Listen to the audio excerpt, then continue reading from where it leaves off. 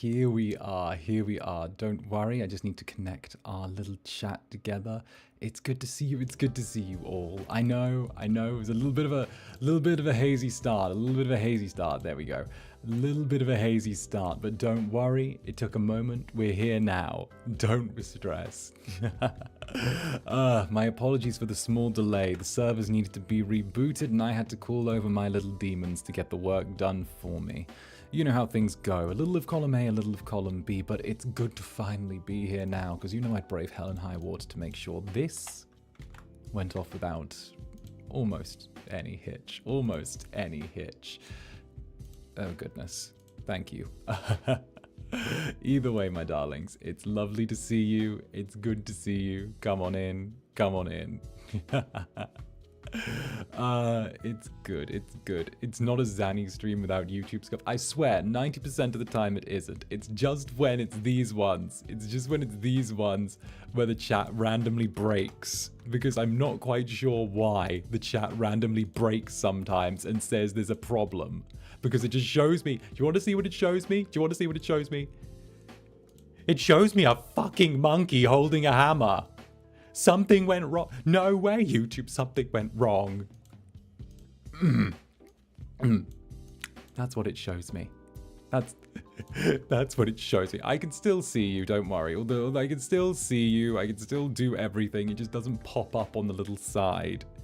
That's such a smack in the face. Look at it. It's a smack in the face.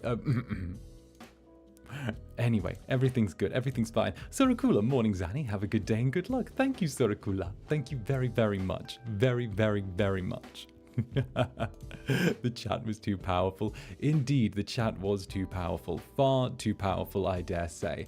I've never been one to underestimate the power of chat, and I shan't be one now. Now, before we get too deep in, before I start rambling, before I start yapping and yammering like I'm a Mr. 𝓂𝓸𝓾𝓻, I have to turn around and I have to talk about what we're doing today and also give you guys a little update because something really good happened to me today and it actually had me kicking my feet like a schoolgirl because I was so normal. I'm so normal, I swear.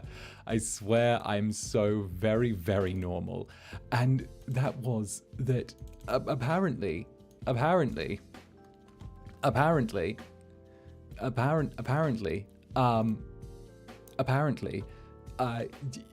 YouTube decided, not YouTube, the world decided that the studio that made A Date with Death, the studio that made A Date with Death, the studio decided to follow me on Twitter.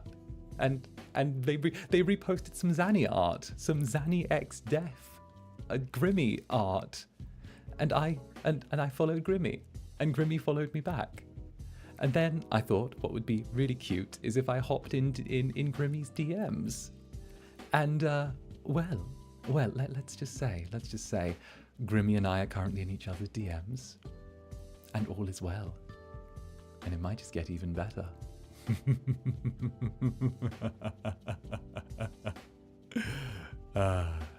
But without further ado, there's another game that's on my mind today that's been pulsing through me like a bloodline, and I will absolutely say I'm ready for some TOUCHSTARVED. We've had a taste of Grim, now let's have a taste of something a little different, shall we? I am certainly prepared. My body is what you may call ready for what is to come. So let's get into TOUCHSTARVED. Apparently it's time to be fought over by 5 extremely handsome, extremely devilish gentlemen. Let me just sort out the little capture. Over to here. There we go. And ping the audio. And there we are. Hello, everyone. Oh, Rin, congrats on your death. Congrats on your death. BF is canon. I know. He and I are canon. We're canon. Zander X Grimmy is canon. Now, let's focus on the very delectable selection we have in front of us. Shall we? shall we? Because before we had a filet mignon, and now this seems as if we have walked into an absolute buffet. So, let's see what there is to take a bite of here. Immediately, I don't know where to start. But this is the demo for TOUCHSTARVED. I've heard a lot of good things, but I'm also going into this completely blind. I know nothing of what is to happen. I have no expectations, no anticipations. But I'm very ready. And if all of you are ready with me, then we're going to dive on in. And you guys better believe I'm going to try and jump in the DMs of these of Red Spring Studio 2. I'm going to jump in everyone's DMs. No, I'm not. No, I'm not. Me and Grimmy forever. Me and Grimmy forever. Ooh, Shadow Aisha, be gentle, Zanny. Chat isn't going to survive this today. I can be gentle. I can be rough. I like to be able to. I like to say that I can modulate my pacing. Content warning. Oh, goodness. Oh, goodness. Okay. Who's ready for some spice?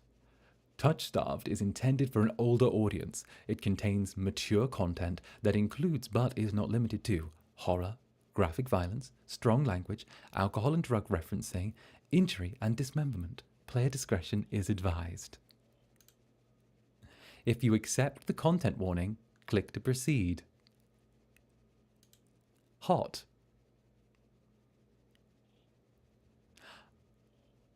In TOUCHSTARVED, your choices matter.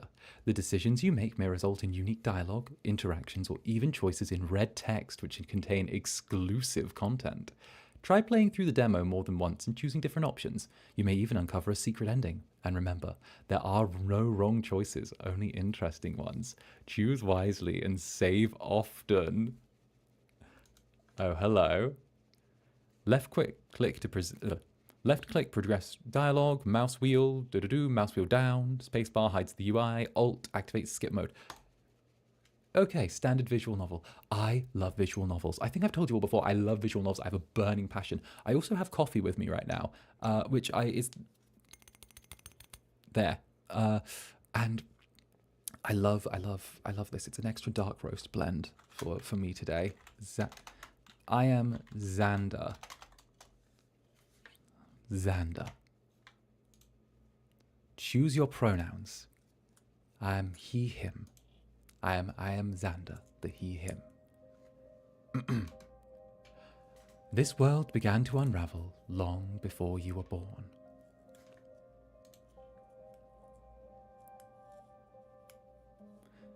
It began with fogfall. Spectral mist bled from the seams where reality wore thin, it split. And so that fog emerged, and from that fog emerged monsters, inhuman beings with unnatural powers. Some possessed language and intellect, while others were mindless beasts, driven by little more than desire to slaughter. As cities fell and unrest spread, humans united in their fear, while monsters thrived in the chaos. And then, there's you. You're not even sure if you're human. You were born cursed, with hands that alter the minds of anyone you touch. Choose your backstory. We get a backstory. Oh, we get a backstory. Oh, I'm going to roleplay this so hard. I love roleplay. I love roleplay. All right. What are we thinking, chat? What are we thinking? I'll read through all of these for you, and we'll all kind of amalgamate what we want together, okay? The Unnamed, a fallen oracle. You were raised as an oracle in a remote temple. The priests claimed your touch bestowed enlightenment, but a visiting mage revealed your curse for what it is. Following the mage's word, you fled in search of the cenobium. You regularly experience unnatural premonitions that rattle your body and soul, an innate sixth sense that gives you a heightened awareness of hidden supernatural presences around you. Oh, ooh. Next, the Hound, a forsaken thief. You were raised by society's outcasts, criminals who accepted you when nobody else would. Your partner in crime, a friend since childhood, helped you steal enough money for a cure, then betrayed you. They left you with only enough coin to travel to the cenobium, your last hope. You have sharply honed social intuition. You can survive and even thrive in the violent underbelly of any city. using your experience with the underworld to get ahead. The Hound is standing out to me right now. Ow. The Alchemist, an abandoned mage. As an exiled Cenobian mage took you in as a child, raising you as her apprentice. She seemed to take pity on your curse, but you discovered that she was cultivating you as a test subject. You fled the Cenobium seeking a cure. You are an experienced spellcaster with an encyclopedic knowledge of alchemy, spellcraft, and history. With a little observation, you can identify the subtle effects of magic. Oh, I like the Hound. I like the Hound because I'm a bit of a violent underbelly type of guy. Gangster Zanny Thug Zanny would appreciate that. Mafia Zanny AU. Oh, I love this. I like the Hound. I like the Hound. The Hound Zanny seems angsty. I seem so ready. I want to beat someone up in a back alley with it, you know? Turn around and talk about, where's my coin, bookie? That kind of vibe. Whoop. That's my alarm for stream. That happened twice now. Yes, that's my alarm for stream. That's happened twice now, teehee. I'm going to stop doing that. Angsty the best. Angsty it is. Deja vu. I'm disabling that alarm right now. I'm so sorry. I have like a backup emergency alarm just in case, because I used to stream later. And now, yes, the alarm's way after stream started. I said, listen, I'm a demon, not a smart man. Those are very different things. Look, it's done. It's turned off now. We're good.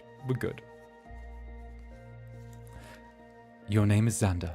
You selected the he/him pronouns in your backstory as the Hound, correct? Come on, guys, get back into this. We're role-playing. Come along. We're role-playing. It's going to be deep.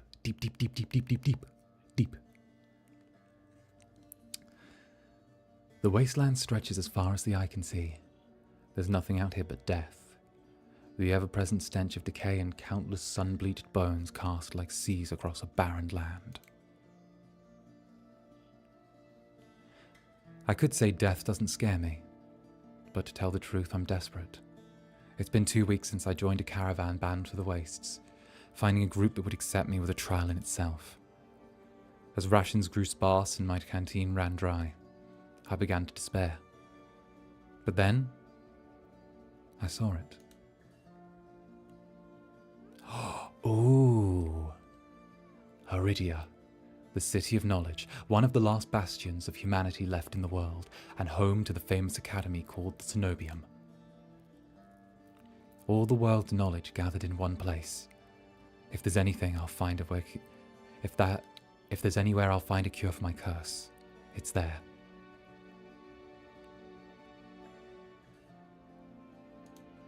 All that stands between me and the cure is a final stretch of salt-soaked wastes. Or so I think, until I see the tendrils of fog snatching beneath the wagon. Oh, hushed voice. Is this fogfall? My stomach sinks at the very whisper of it. A silent storm more devastating than fire. Dangerous in cities, but a death sentence beyond them. A thick blanket of fog engulfs us, smothering out the lantern's light. The wagon lurches to a stop. An eerie silence, heavy as the mist falls over us. The only warning we get is a strangled scream. Stay back! No! The cry dissolves into wet gurgling. And then, the wagon violently pitches to the side. I hit the ground hard, the air punched from my lungs. When I open my eyes, adrenaline lends suddenly. Awful clarity to the carnage around me. A trader I once shared bread with lies face down in the mud. Their back reduced to long strings of torn muscle, gleaming gristle and exposed bone. Bodies lie under the wasteland. I try to rise, but my ankle explodes with pain so blinding, white blooms across my vision. Only when my eyes adjust do I see the dark shape in front of me. A soulless stoop over the twisted form of a caravaneer. I freeze, but it swivels its head, a dozen bulging eyes twitch in my direction and blink as one. The Soulless lets out an ear-splitting shriek and runs at me. This is a start. This is a start to a game. Oh. But right before it reaches me, the beast barrels past, vanishing into the mist. Distantly, a horse screams in the dark. I need to move, now. Run for the city. Run for the city. Leave the wagon behind. I take off, running deeper into the haze. The fog is so thick that I fear I'm heading in the wrong direction until I see a dim pinprick of light emerging from the shadow of a spire. It's faint, but it's enough. I came too far to die here. Rapid footsteps echo around me. I turn in circles, frantically searching the opaque mist for the source. But fogfall twists and stretches all sound. Suddenly, the caravan's driver bursts forth from the fog. Our eyes meet too late. He slams into me, knocking me to the ground, and slips in a patch of mud.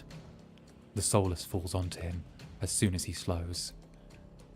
He catches the driver by his throat and rakes his stomach with razor-sharp claws. He comes apart like wet paper, spilling intestines and viscera into a streaming tide. Fighting the urge to heave, I claw frantically through the slippery muck for a handhold. Shit!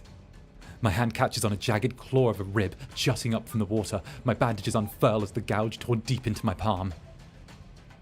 The pain's quickly forgotten when a hand closes around my wrist. Can you stand? Hello? One of the travelers from the caravan leans over me. We need to run. They reach for my hand, and I realize too late my bandages have come undone. No, don't touch me. What's going to happen to him? The sensation of their thumb brushing the back of my hand sends a shiver down my spine. All it takes is one touch. And in the space of a breath, my curse takes hold. Their lips peel back into a deranged grin. What is this? What is this?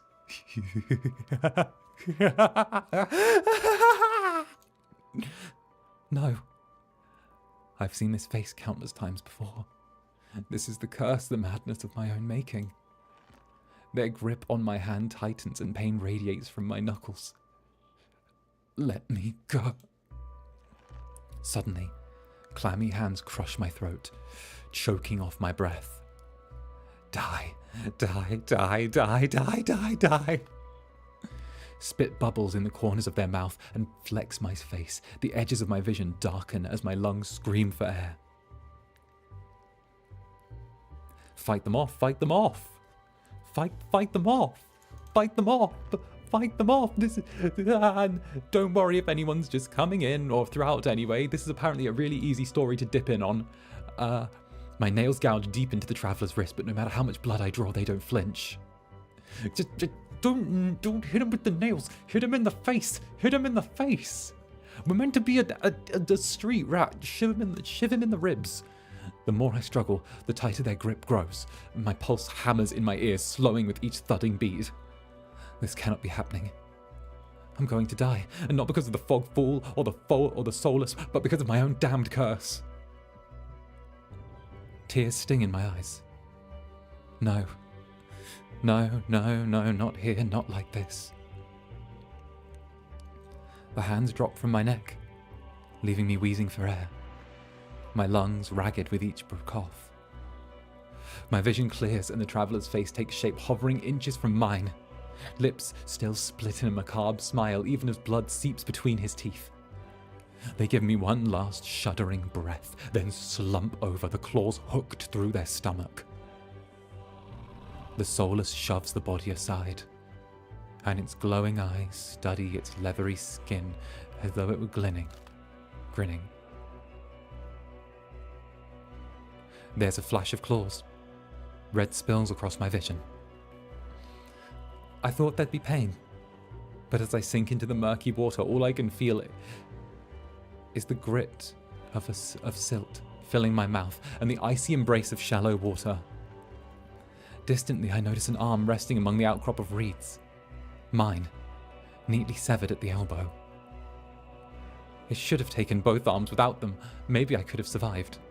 Maybe I could have a home. Instead, I'll die cold and alone, face down in a desolate wasteland. A fitting end for a monstrosity such as I.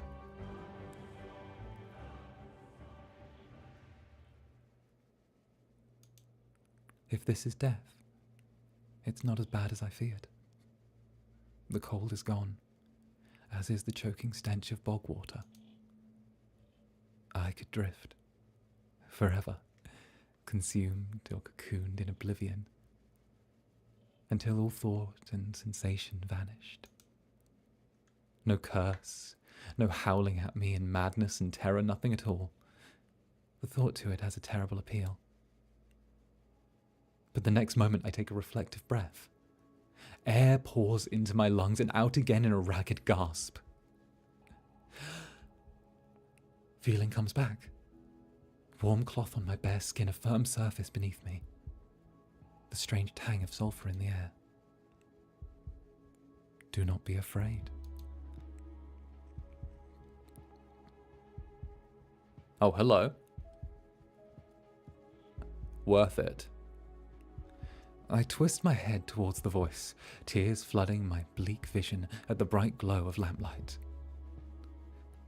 Try not to move. The voice is calm, steady and commanding. Okay, those are our keywords for this voice. Calm, steady and commanding.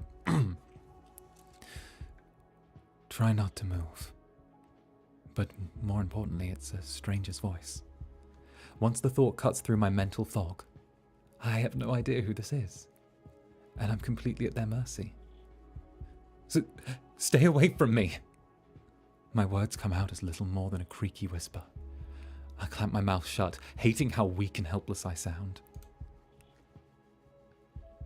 No. No? Who the hell is this?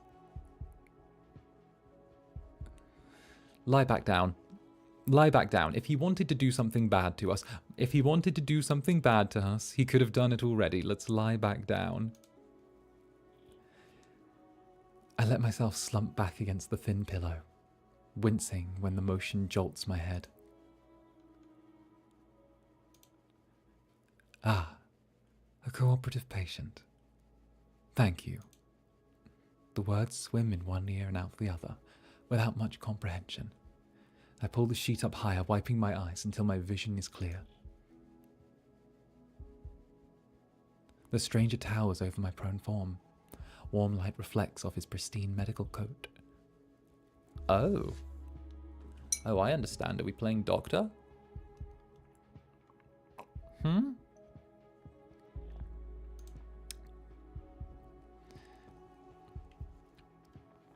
I instinctively shrink back. And that's when I notice I'm completely naked, apart from a thin linen sheet. Sir. Naked, lying on a cot, with a pair of sharp golden eyes watching my every move. This man's gaze flickers to my exposed and unbandaged hands. I plunge my hands under the sheet to hide them from sight, though it's too late. He must have noticed what they look like. Strange, cursed, inhuman. I brace myself for his inevitable suspicion and disgust, but his expression doesn't even flicker from that courteous smile. He just watches in placid silence as I struggle to make any sense of my surroundings. Where am I? Who are you? Be calm. You're safe here. Whoever this is, he clearly has no idea who or what I am. I've never been safe anywhere with anyone. The only people I've ever trusted have betrayed me for a fat coin purse. I scowl, pulling the sheet protectively around myself. Where are my clothes? The man's golden eyes narrow slightly. A sharp sigh rustles the papers in his hands. I see you're not to be dissuaded. Your clothes were torn to shreds when I found you, but I procured replacements. He's so great. I like him. I like him a lot. He's good. He's good. He's good. He's great. Naked and afraid, but he's great.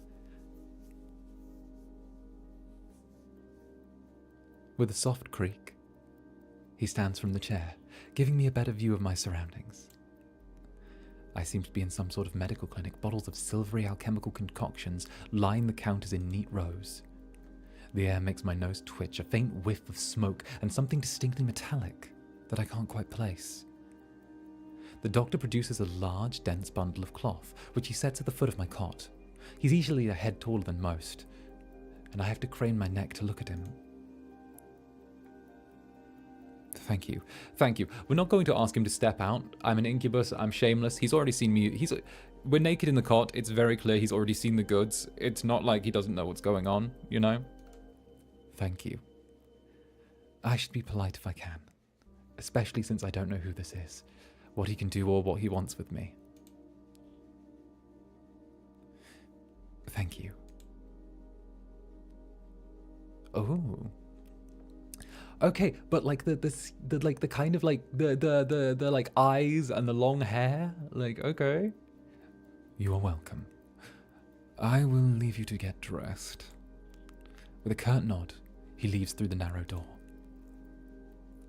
I hear a soft click as the lock turns behind him. I count to 3 in sudden silence. When I don't hear any more footsteps, I reach for the bundle of clothes. An itch on my elbow stops me short. I reach down absently to rub it, and then freeze when my fingers meet a neat line of stitches. Oh, he stitched our arm back on! Oh! Wait, he could do, like, reattachments? Ooh. I know what I saw. That beast took my arm clean off. And yet, my arm shows no sign of injury apart from the black stitches poking through my skin. I gingerly flex my fingers and feel my heart race at the sensation. This is impossible. I should be dead or at the very least gasping out my final breaths. I squeeze my eyes shut, waiting for the pleasant dream to unravel, to wake up bleeding in the swamp water. But nothing happens. The seconds tick by and my arm remains resolutely healed. My surroundings pristine and quiet. In numb disbelief, I reach for the replacement clothes and begin stiffly pulling them on. They're thicker and warmer than they were, with my black woolen cloak to go with them. There's one thing missing: my bandages. The golden-eyed man didn't leave me with any, even though he saw my hands. I slide off the bed and take a few unsteady steps towards one of the drawers. If this is indeed a doctor's clinic, then there must be bandages somewhere here. I start opening drawers at random, and of course, that's when the door swings open once more. Are you looking for something? I whirl around, clutching a thick roll of clean bandages. I try to step back from him, but my legs bump against the edge of the cot. Your caution is understandable, though if I meant you any harm, you would know. That doesn't make me feel any better in the slightest, but he makes no move towards me, so I quickly wind the bandages around my hands. The glowing scars and molten skin and mottled skin disappear under a layer of clean white cotton. May I ask why you need additional bandages? I clench my jaw. I knew it would only be a matter of time before he asked about my hands, though the way he does it is strangely roundabout. Say nothing, say nothing. Zanny, you need to VA for this? I would love to VA for a game again at some point. I would. It would be very fun. It would be very, very fun. I definitely would. Heck, who knows? We've only been at this a month. Who knows what will happen? Haven't even been at this a month yet. If the Netherlings keep giving me shoves in the right direction, you never know what could happen.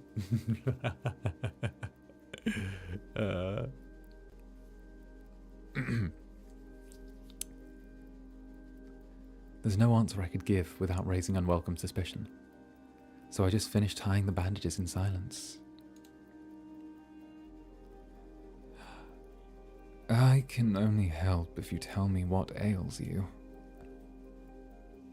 An involuntary snort of laughter escapes me. Where would I even begin? What would he even believe if I told him? No. Best to curse myself for now, and learn more about himself. Who are you? Here we go, here we go, here we go, here we go, here we go. You may call me 𝓂𝓸𝓾𝓻. And where exactly am I? 𝓱𝓸𝓼𝓽, which I assume was your caravan's destination. I can think of nowhere else for a group of travelers to go. 𝓱𝓸𝓼𝓽. So, I made it to the City of Knowledge after all. I should feel relieved, but all I can manage is a vague sense of increased unease. How did I end up here? I brought you to my clinic, of course. You were the only survivor from the caravan, barely clinging to life. You needed immediate treatment. Which you provided?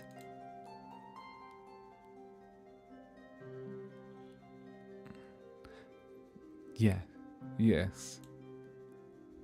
He says so simply as if I'm a small child, and he's explaining basic addition to me. I frown and flex the fingers on my recently healed arm. Aside from being a bit stiff, it feels fine, though thoroughly attached to me. 𝓂𝓸𝓾𝓻. Okay, good to know. You're saying you stitched my arm back on? Pardon? A soulless attacked the caravan. It ripped everyone to shreds. It tore my arm clean off. But when I woke up here, I trailed off bewildered. I'd never heard of any magic that could heal a mortal wound like that. What person could do such a thing? The doctor, 𝓂𝓸𝓾, pinches the bridge of his nose. He sits back down in his chair, quiet a long time. I do not know where you come from, but 𝓱𝓸𝓼𝓽 is the city of knowledge, and deadly secrets alike. Information is power, and it is most unwise to give or receive freely. Since you've refused to divulge your secrets, I will not divulge mine. I do not even know your name.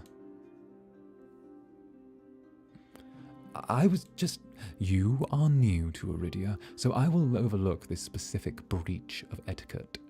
However, you should not expect others to extend you the same courtesy. Do you understand? Yes, sir. Yes, sir. Yes, sir. Yes, sir.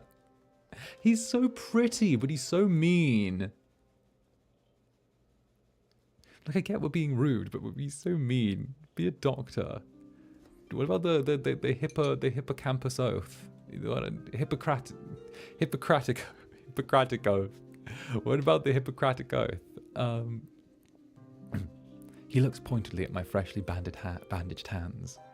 I loathe to admit it, he has a point.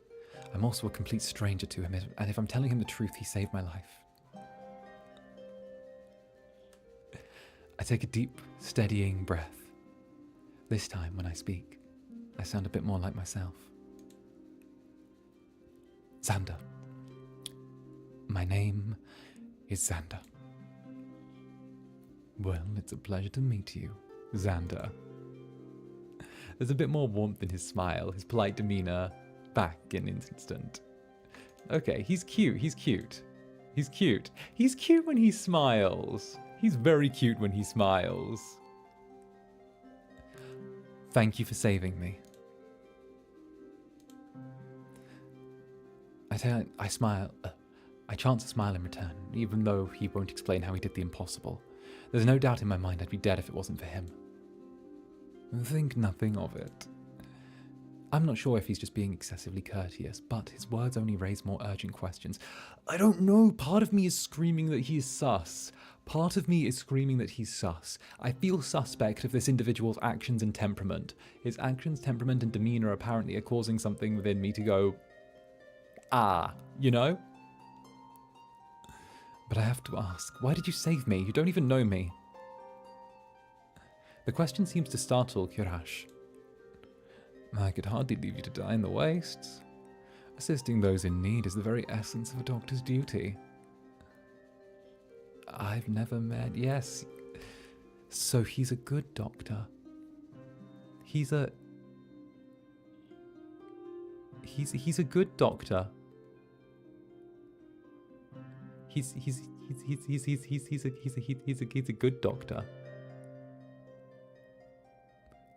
He's a good doctor. Okay. My fingers at the edge of the cloak. My fingers find the edge of the cloak. There's a subtle but delicate embroidery pattern at the helm. I try not to think about what kind of price 𝓂𝓸𝓾 might have asked for such well-made clothes. No, I suppose not. Forgive my presumption, I rarely come across so fascinating a patient. I blink. What did he say? No, I merely mean that few would cling to life so resolutely or brave such a perilous journey to 𝓱𝓸𝓼𝓽. I couldn't help but being curious about you, Zander. His voice drifts to a soft murmur, and he abruptly looks away from me. Sir. You're pretty curious yourself. When I feel like it's a good defense mechanism, okay? I'm thinking this works for our background, okay? This isn't me just going in with the flirt. Now listen, look here, listen. There's a reason I'm making these choices. And the reason I'm making these choices is because of this, right? We're in a life and death situation. We've only just survived, okay? There are things happening right now that are very spicy. We're from a very rough background. I think flirting is a good defense mechanism for us because we're able to sort of be a little bit sexy. We're able to catch him a little on the bounce, you know. It's a good defense mechanism, right? I'm keeping this very in our minds. Trust me.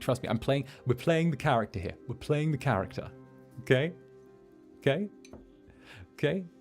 Listen, it works. You're pretty curious yourself. I am. Well, I haven't forgotten about my arm. I wiggle my intact fingers at him. Just do a little, little finger wiggle. Clearly not. But you haven't asked me for payment either. I require none from you, traveller. Travellers do not have an abundance of coin, and it would be unethical to leave you in a strange place. I fall silent, unsure what to say to that. Nobody would help a horror like me for free. There has to be some sort of catch or trick, right? A loud knock at the front door stops our conversation cold and spares me from having to say anything else.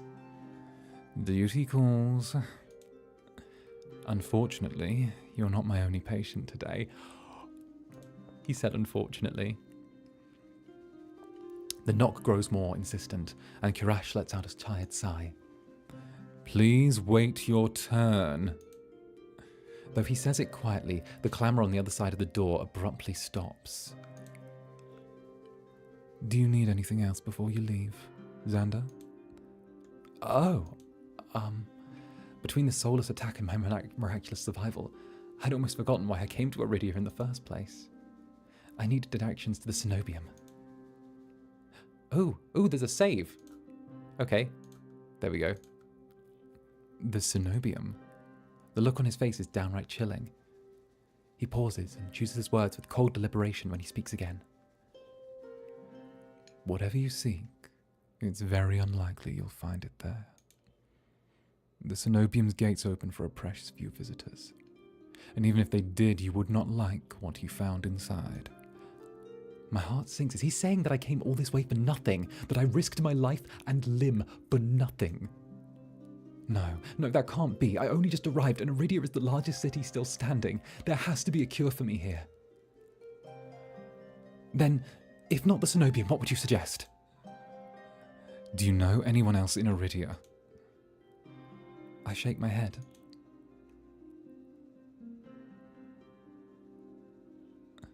Then, I suggest a local guide. Head to the Wet Wick and ask for Leander. Excuse me? The wet what? The wet wick. I see. I see, the wet wick to get our...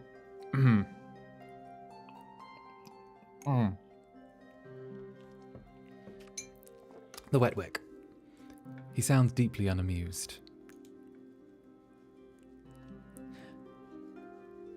Follow the postings advertising Leander's bloodhounds. They're difficult to miss. When you meet Leander, tell him I sent you.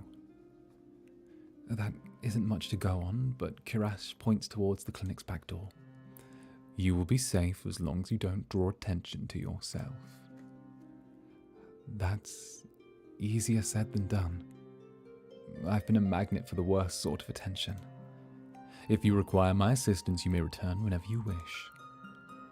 Though he's smiling, there's a note of finality in his voice. Resigned to my dismissal, I slip out the back door. Bruh, no way it's been... For real? Wow. Wow. That was quick. I find myself... Sorry, give me 1 second. I just need to take off my jacket again. 1 second. Yeah.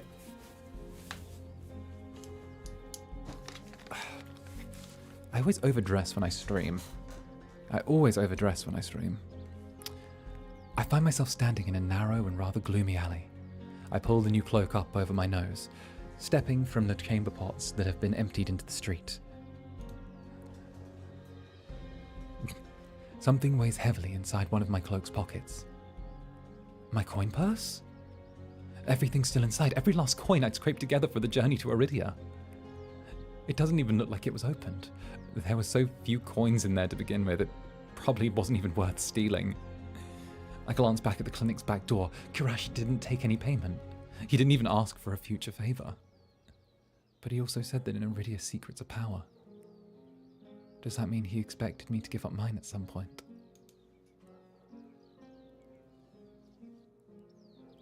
That's not exactly a comforting thought.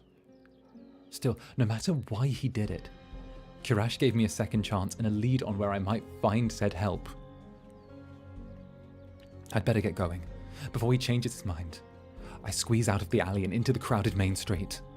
The line outside 𝓂𝓸𝓾𝓻's clinic stretches down the road. Two thin peddlers queue alongside weathered elders. All the whole place is in desperate need of a free clinic. The cobblestones are treacherously rough under my feet, deep grooves worn between them by regular flooding and decades of hard use. I knew 𝓱𝓸𝓾𝓻 was a river city, but I didn't expect it to look so eroded. The buildings are tired and dilapidated, all crammed together in narrow streets. A child darts by, clutching something greasy wrapped in paper. The smell of fried food drifts over to me. My stomach gives me a faint gurgle. This morning's catch, fried up, hot and fresh. Not too many eyeballs today. The sound is disgusting, but I'm starving. I duck my head under the stall's grubby ironing. A large fish head leers up at me, its 3 bulging eyes visible through the thick layer of crispy batter. The vendor gives me a gap-toothed grin. What's the cheapest thing you've got? The vendor points at the metal basket of what looks to be scrips of savoury fried dough. Oh, fresh long, lads, 3 copper apiece, don't burn your mouth. I take the coins out, counting them gingerly. At this rate, I might not even be able to afford dinner.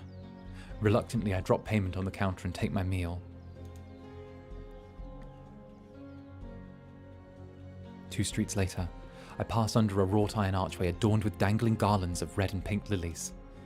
The buildings in this quarter are a dizzying riot of colour, painted walls and tinted glass everywhere I look. Sheer red and pink curtains flutter over open doorways. Musical voices call out invitingly. Incense mingles with pungent scents of flowers, barely covering the salt and musk of warm bodies. This place must be 𝓱𝓸𝓾𝓻's entertainment district. I'm polishing off my food and dusting the crumbs from my hands when I spot a poster.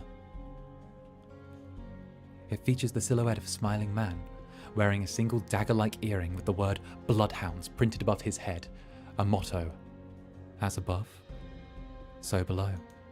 Circles the artwork. Oh, are we getting, is he a bad boy? Are we going to get a bad boy? Are we going to get a bad mercenary boy? Are we going to get a mercenary boy? I want a mercenary boy. Can we get a mercenary boy? Are we getting a mercenary boy? I think we're going to get a mercenary boy. I think we should get a mercenary boy. If Leander is the leader of the Bloodhounds, then the face printed on the poster is likely his. I follow the line of identical posters around the corner. I nearly hit my head on a precarious dangling wooden sign. Looking up, the faded orange letters read, The Wet Wick. The facade of the building looks like it's seen better days, but I hear faint music and laughter coming from inside. Oh, we're getting into a tavern scene. A tavern scene. Let's go. The inside of the bar is a far cry from the abandoned exterior. It's not even midday, yet most of the tables and booths are occupied by a loose assembly of people in matching green cloaks. There's a lot you can tell about a city by its dives, and this one seems ordinary enough, even if the uniforms are unusual. A cursory glance doesn't turn up anyone with a dagger-shaped earring. I'm about to head towards the counter when a chant rises from the center of the room. Show! Show! Show! Show! The remaining green cloaks abandon the bar and their booths to rush towards the center of the room in a sudden torrent. Is this a cult? Are we in a cult? Are we in a cult? This feels like a cult. There's no time to move out of the way. I'm caught and swept along the 𝓂𝓸𝓾𝓻 current. I'm so excited for this. I'm so excited. Hey! Rhythmic chanting drowns out my voice. I thrash, throwing my elbows as the press of bodies grows heavier. My hip knocks a table. I grip it, holding on steadily to myself. But the crowd has stilled and chanting stopped. A pair of gilded boots stride across the tabletop. Bard? Bard? Bard boy? Bard boy? Mayhap? Mayhap a bard boy? Oh. Asquith, Cotti, I wish you Zanny and all of the chat a wonderful day. I miss y'all already. No para. Disappears through the wall back to work. Well, good luck at work. Good luck at work. Seriously, you dogs? Again? Scattered laughter and cheers rise from the audience. I drag my eyes upwards. Now, who is this fine specimen? What in the Dick Grayson? What in the Dick Grayson? A well-dressed man stands on the table in front of me, his broad shoulders framed by the thick lapels of a trench coat.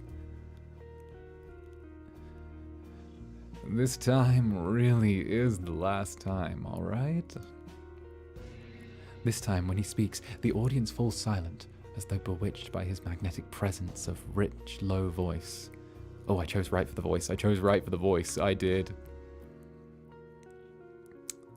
But nothing is as captivating as his smile. He beams and the crowd beams at him, a performer on the makeshift stage. Don't blink or you'll miss it. He laughs as the dagger-shaped earring dangling from his ear catches the light in a flash of gold. It would seem I've found Leander. He raises his head above the audience and snaps. A flash of pale green light, real magic, no ordinary stage trick, blinds me. The lights are blinding and this man is a blinder. Alright, let's go. As the brilliance ebbs, my gaze refocuses on the mage towering above me. He flicks his wrist and the magic spiraling around him coalesces. A delicate flower stem sprouts from between his pinched fingers. One by one glowing lily petals spring forth. What a flourish. With a flourish, the mage presents the conjured flowers. The audience bursts into clapping and cheers. I mean, I don't know about all of you, but I'm ready to clap and cheer for this. This is very clapping and cheerable. A genuine magic show was the last thing I expected from a place called the Wet Wick. Leander plucks the iridescent bouquet out of the air and turns in a slow circle, giving his audience a good look. Now, Who could use some good luck? An eager onlooker scoots closer to the table. Some reach for the lilies while others whistle and call Leander's name. But his cool green eyes slide right over them, locking on me instead. I like how they've made the nerd a very muscled, very attractive, very interesting gentleman, instead of making him the typical skinny mage nerd. I like this a lot. We need to take this direction more. How about you? My chest tightens. Every person gathered around turns to stare at me. Take the flowers, take the flowers, take the flowers. I think that the chat may actually take my other wing if I don't take the flowers. I reach out, all too aware of the way my fingers tremble as I carefully take the flowers from him. There's no weight to them, only a faint warmth that radiates from the stem. As soon as the flowers leave Leander's hand, their light dims, and they fade away in a shower of opalescent light. To my surprise, Leander laughs under his breath. That's the problem with flowers. They don't last long, but they leave an impression, right? He grins at me, and I find myself smiling back. Leander steps off the table, dropping among the excited crowd with an audible clink. All right, bloodhounds, back to your drinks. Show's over. The green cloak disappears at his command, returning to their table and booths. Before I can make my way towards Leander, his eyes find me. He gives me a friendly wave and then beckons me over to the crowded counter. I manage to squeeze beside him, but there's so little room that his broad shoulder presses against mine. I tense, but he doesn't seem to mind at all. This your first time in Iridia? He says lightly, with a genuine air of curiosity. Do I stick out that much? No, but I'd certainly remember seeing a face as lovely as yours around Lowtown. Sir! Man is smooth like butter. Man is smooth like melted butter. My eyes flicker to the polished countertop. I'm not used to flattery, and being this close makes eye contact difficult. As if on cue, the bartender approaches us. What can I get you? Surprise me, and add anything my friend wants to my tab.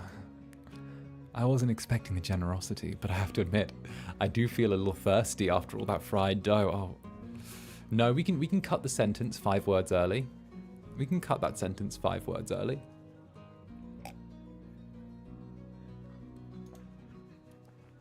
I'll have what he's having. While the bartender leaves to fix our drinks, Leander leans in, his elbows on the counter. I'm close enough to notice the purple shadows under his eyelids, his lower lids. His eyes wander over me in return, and when they lock on my bandaged hands, a sour taste rises in my throat. Here comes the questions. Oh. So, what brings you to the Wick? 𝓂𝓸𝓾𝓻 sent me. He pushes his hair back from his forehead, and then immediately it falls right back into place. Oh, damn straight we got perms for this game. Damn straight we got perms for this game, chat. I was not going to not get perms for this game. I worked my arse off to get this. Also, your voice acting, stop. No, I can't stop. I got a degree in it. I gotta use the degree. Yeah, so, it's about work. The bartender returns with a pair of glasses filled with what I can only assume is beer. I raise my glass and give it an experimental sniff. It smells faintly yeasty, but with an undercurrent I can't quite place. A quick sip confirms my worst suspicion. It's awful, somehow briny and sour in a way that reminds me of pickles. But any thought of complaining dies the moment I look up and see Leander take a quick swig from his glass. He lets out a satisfied breath.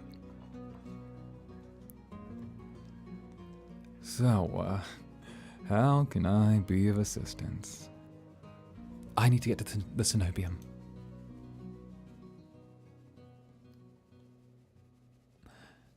As soon as the word Cenobium leaves my mouth, the entire bar falls silent. Bloodhounds twist around in their seats to gawk openly. Finally, an especially drunk one speaks up. The hell are you bringing up the Cenobium in here? Throw him out. This is Bloodhound territory. The vitriol catches me off guard. From the angry looks thrown my way, it's clear I've broken some unspoken rule by mentioning the Cenobium. When I glance at Leander, he's just drinking, as though he hasn't noticed the uproar. Only when he looks at me. Only when he catches me looking does he lower his glass. No, for the love of... He drags a hand down his face. Hey, keep it down, will you? And this is business. I tense, expecting an argument, but the outspoken bloodhounds silently return to their drinks. Only a handful continue to watch me. Sorry about them. The Cenobium's a bit of a touchy subject in this part. Mix enough drinks in as well, and, well, you saw. How about we continue this outside? When I give a tense nod, he pushes away from the bar counter.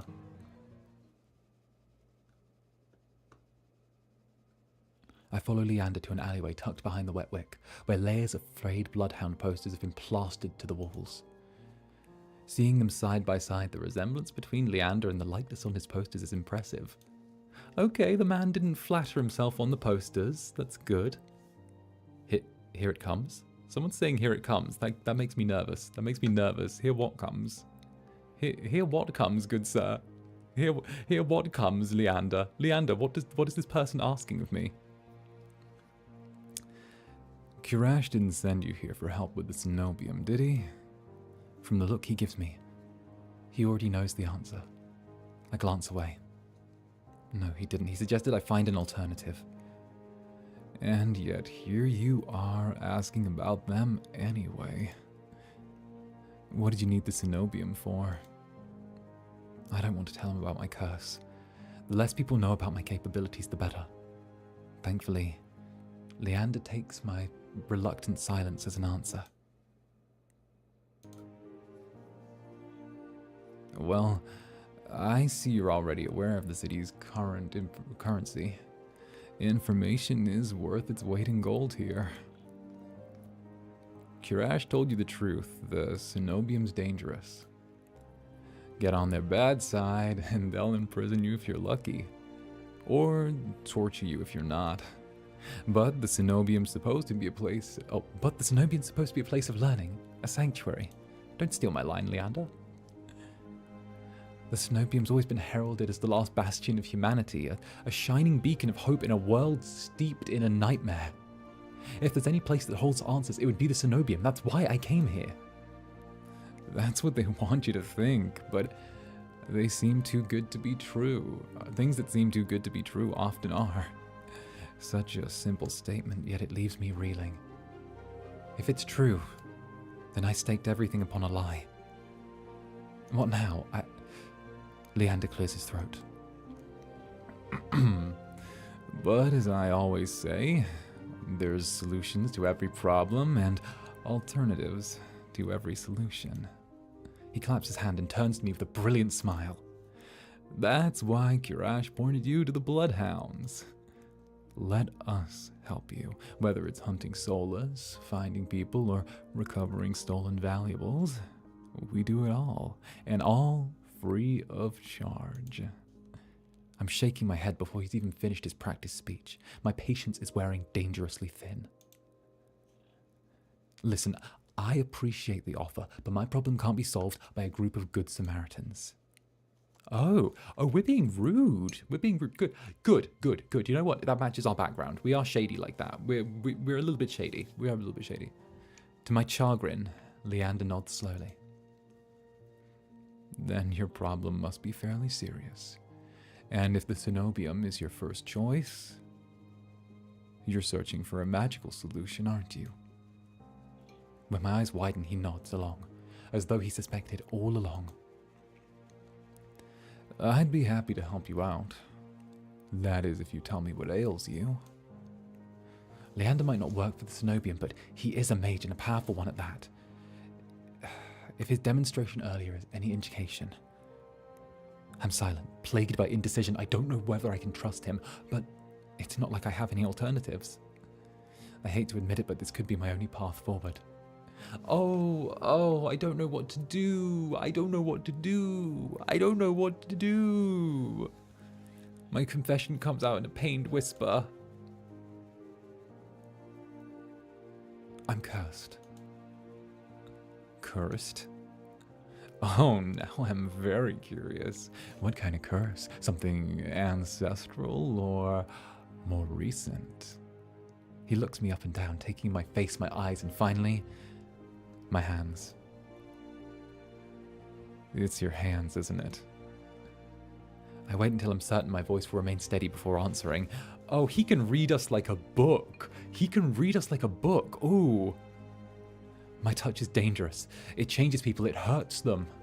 Before I've even finished, Leander's taking his gloves off and tugs his left hand free and flexes his fingers. No, don't do it. Don't do it. Don't do it. Don't do it. Don't do it. Don't do it, you silly, silly man. You silly, foolish, pretty man with your stupid, handsome, scarred face. He offers me his hand in a prismatic flash of magic rolls across his palm, but I'm already shrinking backwards. I can't. I don't care how confident Leander is, I can't bring myself to hurt him, to see his face twisted into a mask of madness. Believe me, this is not an ordinary curse. I'll be fine. Perhaps where you came from, your affliction was a strange, one-of-a-kind thing. But spend a year in this city and you'll see 1,000 curses and thrice as many cures.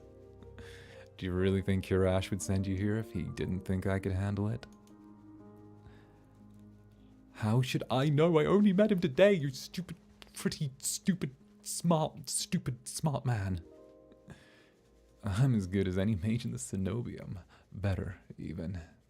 If they can't help, then so... If they can help, then so can I. You don't know what you're asking me. I'm asking you to trust me. I look from Leander's outstretched hand to his confident smile. Then, with a short breath, I begin unwinding the bandages from my hand. No. I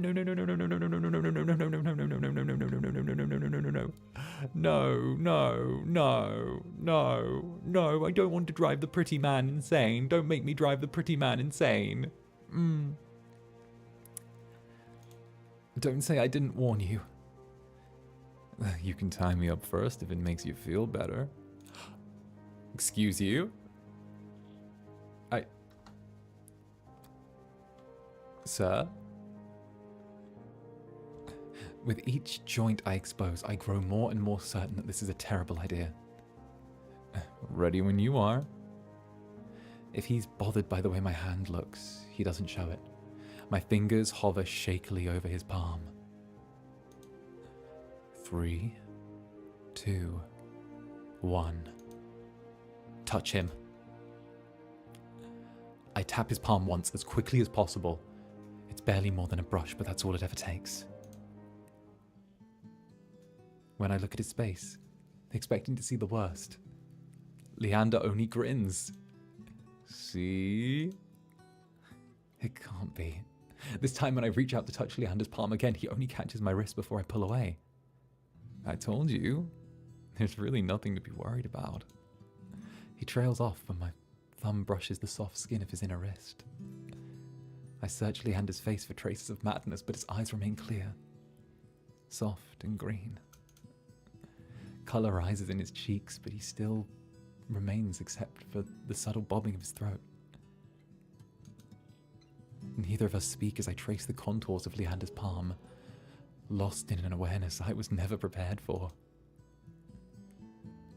I've been with other people, kissed them, been embraced by them, and more, but not like this. My fingers, long deprived by years of bandaging, pick up every single detail. The grooves on his palm, the small shell of his nails, and the pulse of his heart. For as long as I've lived, I've never been able to hold someone's hand, not without dire consequences, and yet I never realized what I was missing until this moment. While Leander's pulse is steady, mine is hammering as fear gives way to excitement. Keep touching him. I'm just going to say, this is great, and I'm loving this. And I hope all of you are too. I hope all of you are enjoying this as much as I am.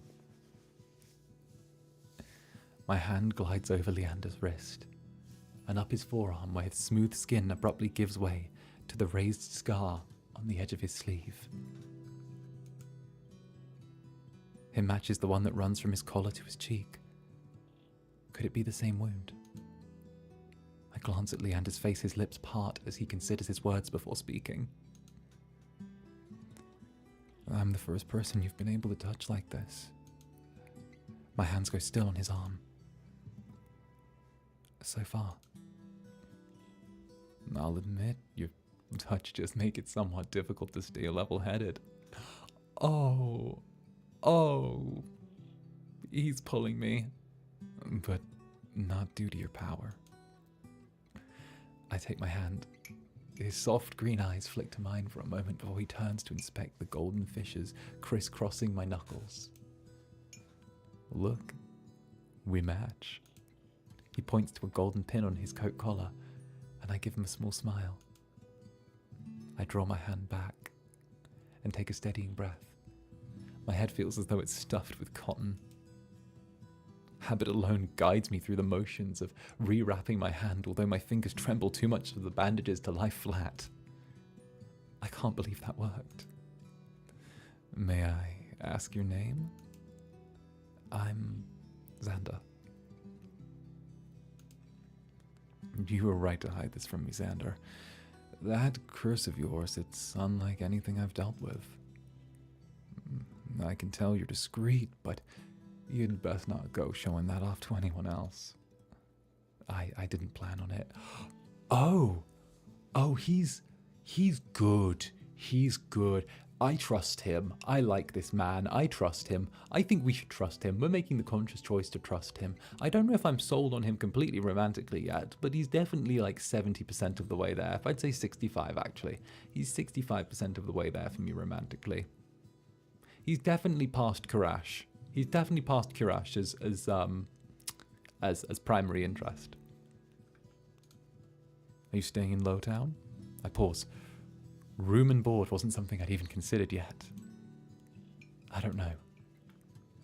Let's get you properly settled then.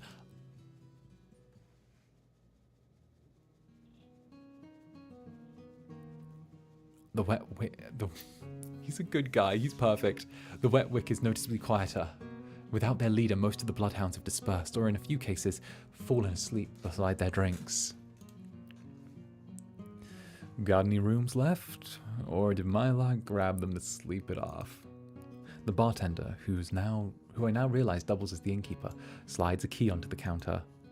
One bed? One room? No. Yes. No. Yes. No. Yes. Yes. I want this. Okay. You know I always keep the corner room open. You know I always keep the corner room open for your escapades. Leander's laugh sounds slightly strained. And I always appreciate it, but you're mistaken. This is just for my friend, Zander. Sure, stay as long as you like. You two have fun.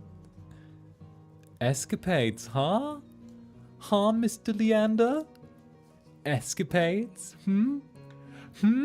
You wooing other people with those man boobas you've got there? Those man boobas with the belt underneath? Those boobas like Kite Hasagawa? Leander clears his throat and then hands the key to me. But I hesitate. My coin purse barely holds enough for a day's worth of meals, let alone a room. How much do I owe you? Nothing. Bloodhound rates. My treat since you shared your secret. Food, drinks, a warm bed, anything you need.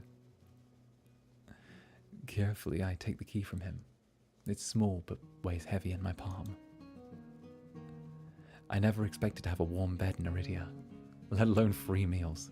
I planned to steal what I needed to get by, no matter how dangerous. Thank you. Go explore, Zander. You'll find many roads in Iridia, each leading to different answers, but if you need a reprieve from what haunts you, come find me. Just be careful. I nod, taking one last look at the gleaming bronze key before tucking it into the pocket of my cloak for safekeeping. I want to touch him. Leander gives me one last friendly wave before I depart.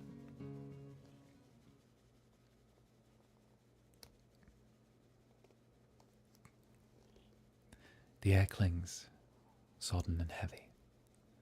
Without the morning crowd, the sunless streets look barren and bleak. Even the peddlers are long gone.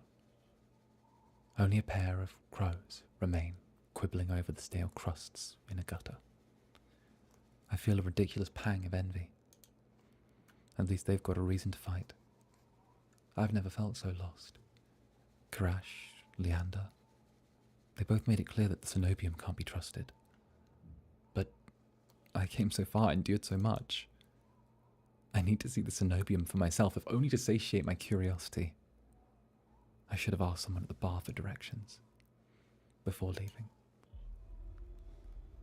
I'm about to turn back when a shadow passes over me. A cloud, I think, until a puff of hot breath tickles the back of my neck. The shadow runs down the street in rivulets, forming formless dark spreads like ink into blotted shapes. Claws stretch, a muddle spits open, revealing a long, jagged set of teeth. A growl rumbles low, and I feel it. I want to run, to scream, but I feel trapped, as though the slightest movement or a single breath will snap the jaws around me shut. No wonder I won't let it end. No, I won't let it end like this. If I'm going to die, I want to see what got me. First, I steel myself. And then turn. The shadow vanishes as quickly as it came. I'm left standing in the middle of the street, alone except for a figure reclining in the shade of a passing stoop.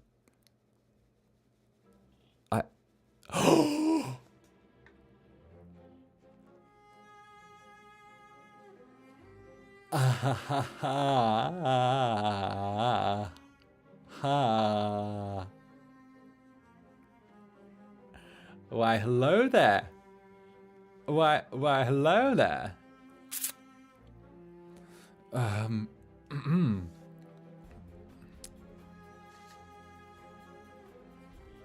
Lo siento. Hello. My. Have I ever told you I have a weakness for men with animal features? Well, really, just anyone with animal features, but specifically you. Have I ever told you I have a weakness for androgynous individuals with animal features? Have I? Barry, thank you for the super. I'm just here for the Danny gasps. Oh, I am here. Oh, I don't know what to say in whatever. I'll go for whatever language I can get my hands on for this. 𝓂𝓻𝓻. All right, good sir. All right. A monster. That much is clear from a glance. One of the things that could be mistaken for a human, if not for the tufted ears. The tail curled around his ankle. What kind of tail? And the dusk pink pupils that sharpen like needles when they fall upon me. Our eyes meet. The monster uncrosses his long legs. His hair gleams in shades of red that remind me of unsettlingly of blood when it curls around his collared throat. I will stay calm. I will not focus on the collar or the tail. Jumpy, aren't you? His tone is so light and carefree that I glance over my shoulder to make sure he's speaking to me. When I look back, the stranger pops his chin on his knuckles and regards me with an inscrutable little smile. Didn't you see that shadow just now? It was massive. It moved like a beast. Even as I speak, I'm aware of how ridiculous I must sound, but the stranger's smile doesn't falter. The only beasts I've seen are the Wick's drooling regulars, though this did catch my eye. With a flourish of his hand, my in-room key dangles from his finger. It turns on his chain, glittering as it catches the light. My hands fly to my cloak's pockets. Sure enough, I find them flat. He crooks his finger, beckoning. Sir. I've already taken 2 steps forward. Before some instinct stops me, something feels wrong. I'm still on the edge, thumbing with so much adrenaline that the stranger's shadow flickers at the edge of my vision. I always attract the worst kind of attention, but I can't get rattled now. Where did you find it? How did you even find it? The key, I mean. Oh, what can I say? I'm a sucker for shiny things. He smiles wide enough to reveal pointed canines. I saw you drop it. You really should be more careful. A city like this, somebody might just take advantage. A bold-faced lie said without a hint of irony. I didn't drop my key. I didn't sense any magic either. He must have stolen it somehow. I approach the man, careful to keep my arm's length away. He doesn't look dangerous, but I'm certain the most dangerous ones never do. Sorry, he's got me all tongue-tied. I want to pet his ears. I'm normal. The stranger's chain clacks softly with each tilt of his head. His ears flick. Keeping your distance? Until I figure out how you managed to rob me? Yes, I am. You think I stole your dinky little key from all the way over here? He gives an exaggerated sigh. I'm good with my hands, but not that good. Do I really look like a common thief to you? He's got me there. He's got me. Sorry. I clicked away. He's sent me.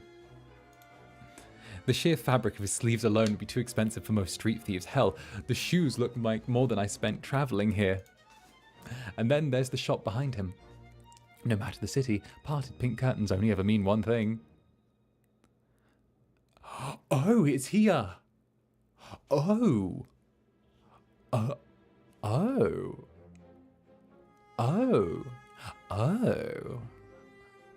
this is a gentleman of repute. I see.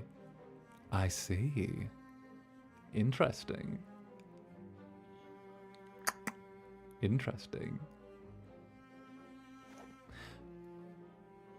I'm not looking to buy, and I doubt I could afford your services anyway. Luckily for you, I don't charge. The man runs the tip of his tongue over a fang, and for the first time since I stepped into the shadow, I feel something other than dread. My face grows hot. That's not what I meant. I'm flattered, really. Were sex my trade, I might make an exception for you. How about half off for a handy... Or you could just hand over my key. I ask nicely, and I might even let you tug my tail. Just throw it here. Just throw it here, sir. Throw it here now. You throw it here. How many minutes are we? How many minutes are we in? Chad, how many minutes are we in? Netherlings, how many minutes are we in? How many minutes are we in? We kind of need to know how many minutes we're in. 80 minutes. We're good. We're clear. We're safe. We're good. We're clear. We're safe. Okay. OJ. Okay. All right. So some spindly street urchin can snatch it and run? He raises my key and tilts his head so he can watch it dangle back and forth. I suppose I could just claim your room for myself. Not that I'd be caught dead slumming it with the Wick and the rest of those slack-jawed imbeciles. You're obviously not from around here, so tell me, traveler. What misfortune brought you to this wretched place? Many things, love. His voice practically drips with derision. I'm not telling you anything. What could have possibly drawn you to this dreary little pig pen? I wonder. He listlessly watches the arc of my key swinging around his finger. The weather's shit, the food's dreck, and there's entirely too many monsters for a human to feel safe. Unless... Dagger-sharp eyes flick towards me, they gleam with amusement. Unless you're just dying to consort with monsters. By now, my embarrassment is worn away, leaving a simmering impatience in its place. If this is a shakedown, it's the most frustrating one I've ever experienced.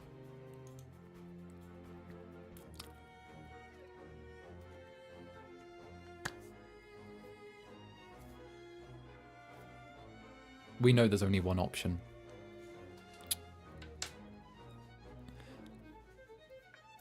We know. We know. I will wear the title of monster fucker happily. Flirt back. How did you know that I'd spent all my money, starved and nearly died in a swamp, just so I could crawl into bed with the first thirsty monster I saw? Aren't you funny? Could you be any more obvious? I've been told subtlety is not my strength. So, your place or mine? I'd invite you if I had my key. Oh, okay. Well, I think we all know that the easiest way to get me into bed is just to be mean to me, so let's go. All right. If only I had my key, then I'd be able to invite you up. His languid gaze glides from me to the key in his hand and back. Come, take my hand. We'll go together. The more he flirts, the more convinced I am that this is some kind of trap. No matter how innocent monsters look, they always have tricks up their sleeves. And something tells me this one's more dangerous than he lets on, even if he has a lovely laugh. I don't know what you want or why you're messing with me, but I'm not coming any closer until I know you aren't going to attack or bite. Well, I don't know. The bite could be... That's my tagline. I use that tagline on Twitter. Well, it's similar. On X. I've been told I'm not allowed to say that word. X. I use that. I say I don't bite unless you ask nicely. He says, I won't bite unless you beg me. Have I found my new Grimmy? Have I found? I think I found another. Okay then. Okay. My equal and opposite. No matter what I say, he finds a way to twist my words into innuendo. Now that does sound like me.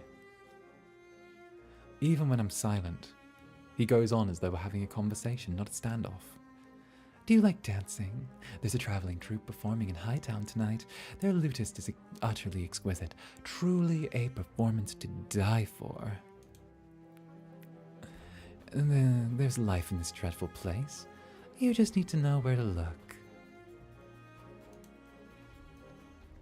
You sound like you know the city well. The man's gaze flickers from me to the key dangling in his finger. Naturally, this dump was little more than a miserable little smear when I first arrived. Hightown, Lowtown, I know Iridia like the back of my hand. What about the Cenobium? Do you know where that is? His smile vanishes. Surely you've seen it. The absurdly large tower looming over all the rest. It's a little hard to miss. Oh, I love him. I love him. I need a sip of my coffee. One moment.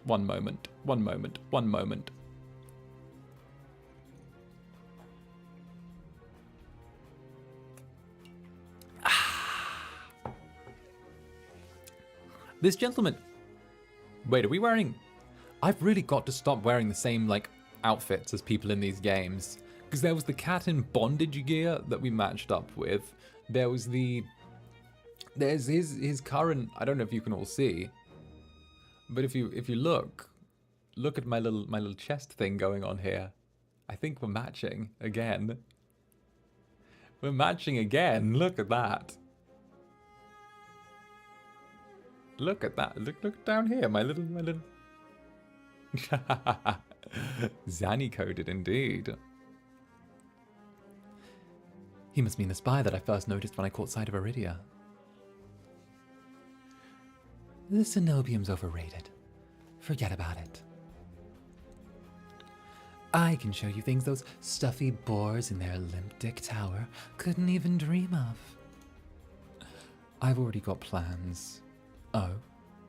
Have you some pressing matter at the Cenobium? Lunch dates with the librarians? Tea time with the most esteemed abbess? That's my business. What does it matter to you? I square my shoulders, and the amusement bleeds out of him. Your loss. The stranger, finally bored of this tedious game, extends a hand towards me. The key rests on his palm, neatly dividing the skin and the leather. When he makes no other move, I reach for the key. But as soon as my fingers move, and as soon as my fingers graze the smooth brass, his hand snaps shut around my elbow. Hey. He yanks me down and I stagger, my soul slipping on the steps. For a sick moment, I fear my bandages will unravel under his touch, but he's careful not to disturb them, even as his fingers dig into my arm. I knew I smelled blood. You reek of death and the road. And that fucking doctor. His voice, once silken, lowers to a smoky growl. The shadows around him seethe and boil as he pulls me closer. And something else, he murmurs against my throat, his nose grazing my jaw. Let go. I try to twist away, but he doesn't budge. His breath trails down my neck, sending a thrill of dread through me. But when I fear he'll bite, he takes a deep whiff instead. His wide, flat eyes gleam with a naked hunger as he gazes up at me. Not quite human, not quite monster. It seems we both... Via! The stranger's eyes flatten as he releases me with a short breath. I yank my arm back, massaging where his grip left grooves in the bandages. The stranger twists around to watch a woman duck from under the curtains. Behind him, her pressed uniform bears the insignia of the Cenobium. 𝓂𝓸𝓾𝓻. I leave you for what? 10 minutes? And you're making trouble again. Will you quit harassing the tourists? The stranger, Via, I take it, rolls his eyes and flashes the clerk a withering smile. So suspicious.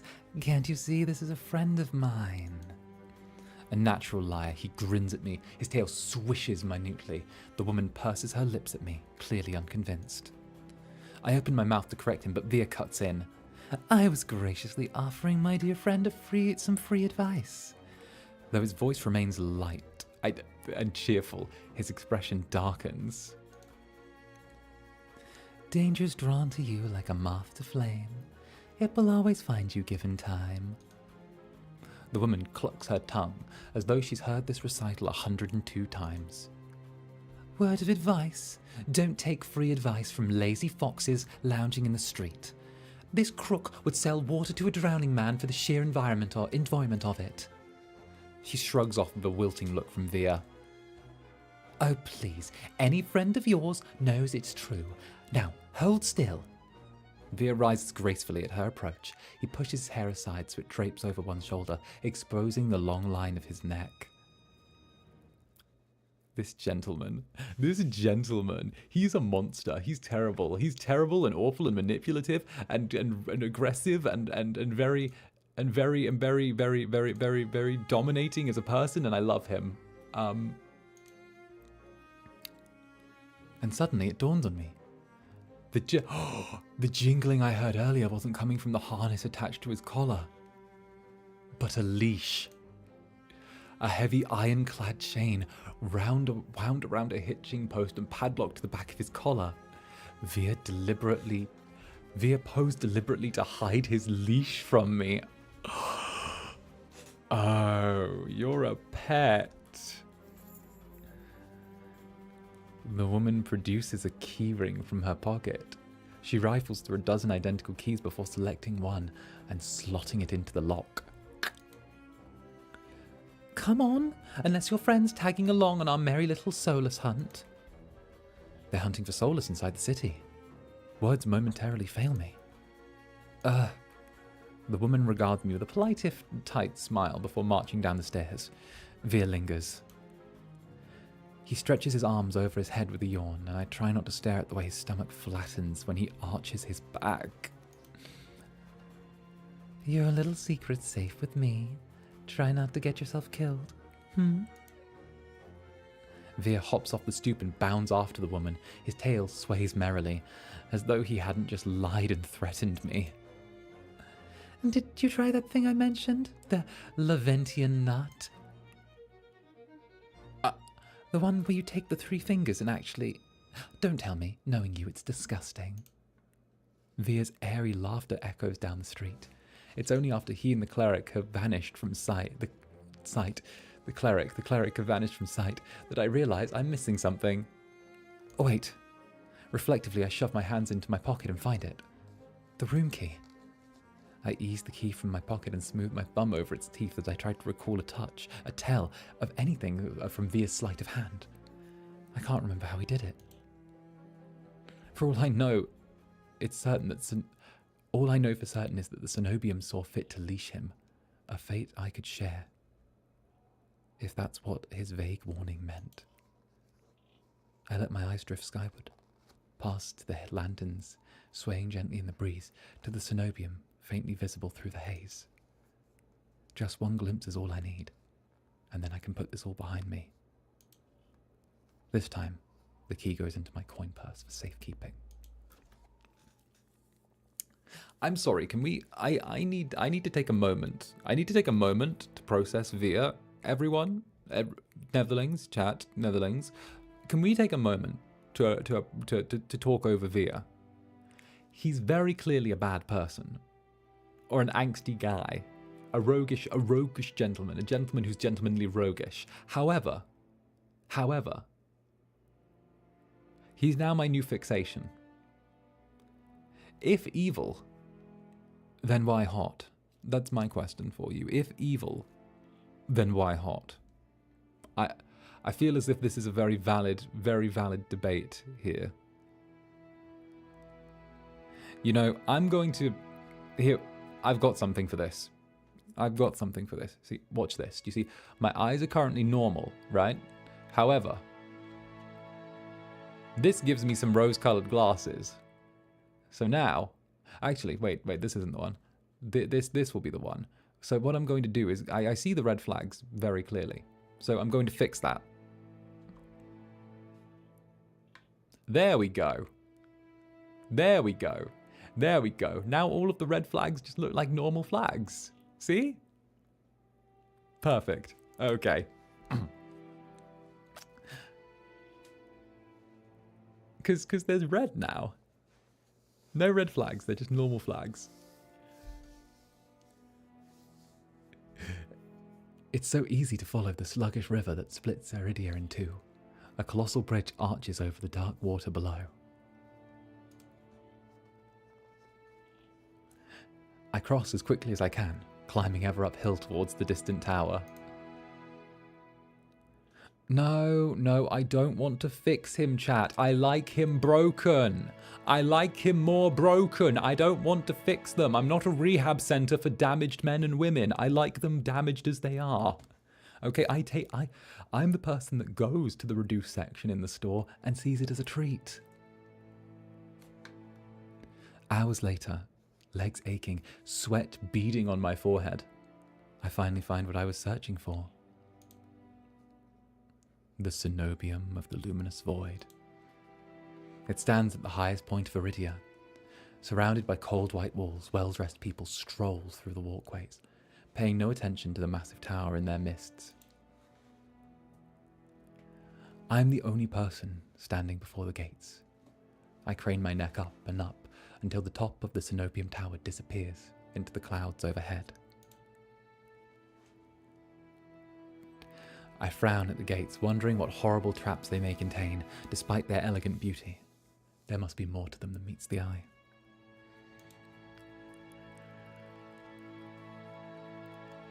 Knocking seems like a terrible idea, but I can't think of any other way to make my presence known. Oh, Clockwork Medic, thank you for the super.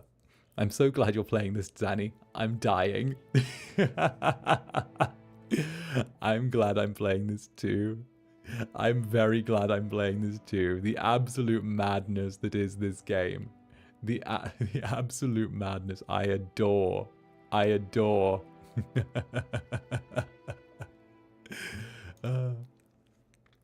I'm halfway up the steps when something moves in my peripheral vision. A shadowy figure crouches beneath one of the white walls. They reach out and tug on a vine as if testing its strength. Oi, you there! The shadow vanishes as quickly as I spotted it. A gaunt-faced man in crisp charcoal uniform marches up the steps towards me. Ugh, another tourist. Get out of here once you're done gawking. A dismissive wave accompanies his equally as dismissive words, and he turns on his heel without even waiting for an answer from me. When I look back at where I saw the intruder, there's nothing, just leaves blowing gently in the cool breeze.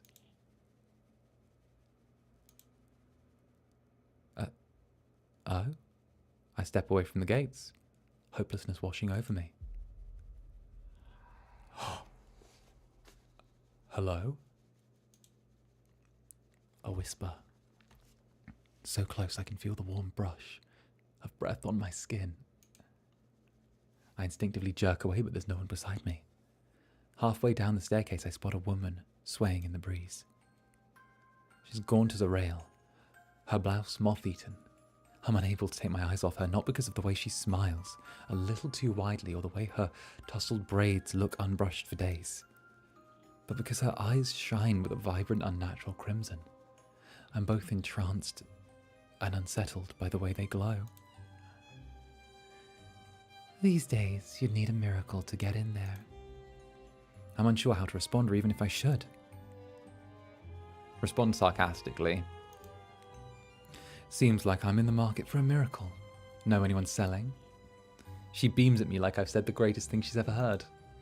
Ha! Luckily for you, I have them for free. Whatever she's selling, I'm not interested. My words come out in tired breath. No thanks. I start down the stairs, but she abruptly steps into my path. She turns her back to me, and before I can react, she flips her fingers under the lace of her collar, stripping out of her blouse in broad daylight? What do you do? As the worn fabric unravels bare skin, my panic is smothered by cold horror. A misshapen, sunken scar carved into the woman's body, pitted gnarled skin snakes down her shoulders, blooming from a gaping hole in the back of her neck. A shuddering breath escapes me. The fuck? Whatever disease this woman had ate away from her insides outward. How is she able to move or breathe? It's impossible. She shouldn't be alive, and yet.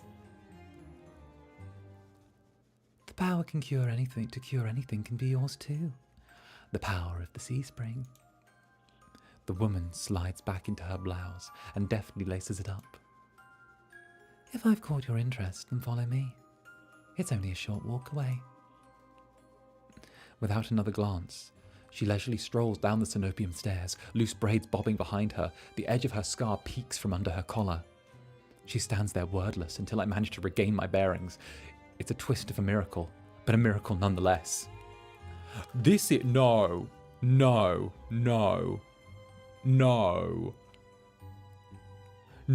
Like, does she have like a Resident Evil scar under her? Like, on one hand, I'm concerned. And yet on the other hand, I'm so curious. This could be the stupidest decision of my life, but what choice do I have? I take a final look at the Cenobium's shut gates, then follow her down the steps.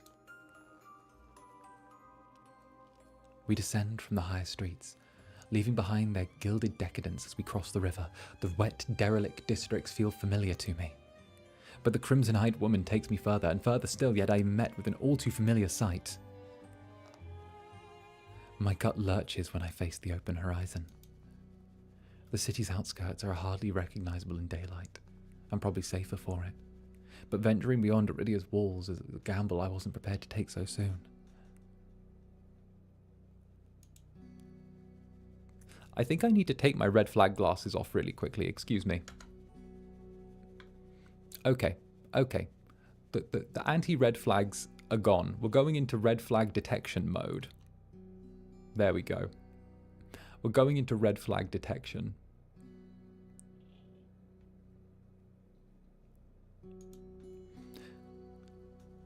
What did that say? Sorry. Keep going straight. The sea spring will reveal itself to you. I bark out a bitter laugh, loud and involuntary.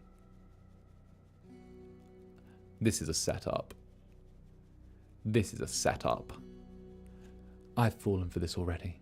Not that I'm proud of it, but I know a setup when I see one. I barely have enough coin for a meal if that's for what it's worth. If I wanted your coin, I'd already have it. She says so lightly, I almost believe her, even if she looks as physically capable as a toothpick. You're as safe inside the city as outside of it. Truthfully, the territory before you is the safest of all. What do you mean, territory? This region belongs to Ice. Most people know him as a gang leader, but he's much more than that. I squint against the empty wastelands. Only a fool or someone with nothing to lose would leave the city. Apparently I'm both. Oh goodness. Hello. Hello to those just joining. Lovely to see you. Come on in, Netherlings. Come on in. But if the sea spring cured her, I need to see what it can do for me. I'm so stupid. Oh no, don't do this. Don't do this, protagonist. Eyes. Oh, we're doing a room temperature IQ move. This is awful. I set off into the wastes. Over my shoulder, the woman calls after me.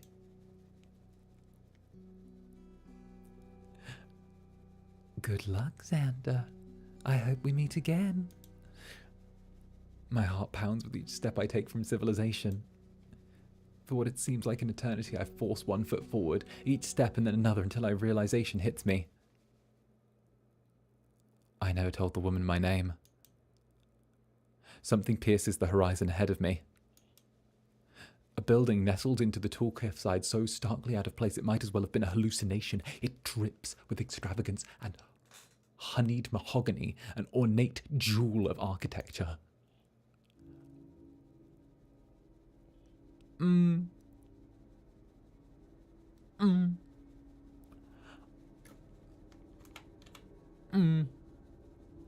A row of dark silhouettes stand out in the horizon. Trees, I think, until I'm close enough to realize that what I mistook for branches were actually spikes and jutting tendrils. Soulless, several of them watch me in the distance like statues.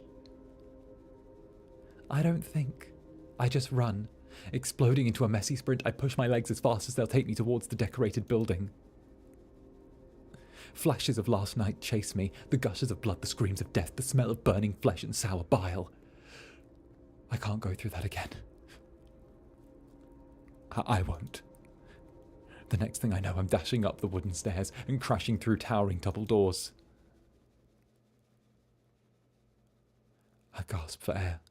My lungs burning from exertion. I'm desperate to be safe, but when I process my surroundings... Let's just drop a little thing.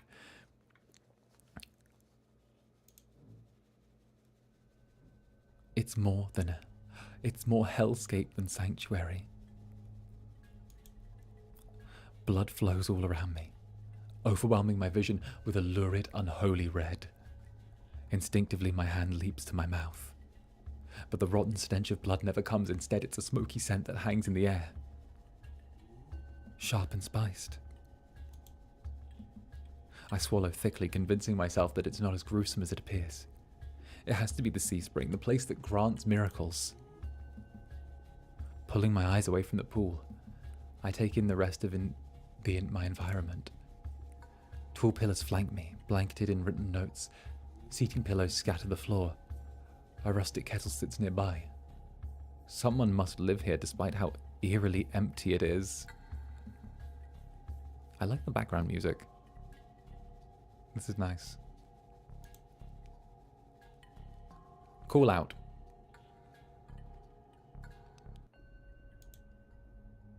Hello? In this blood spring, are there any handsome vampire or demon men or women who are interested in perhaps taking a semi-cursed victim? Hello? Is there anyone in residence?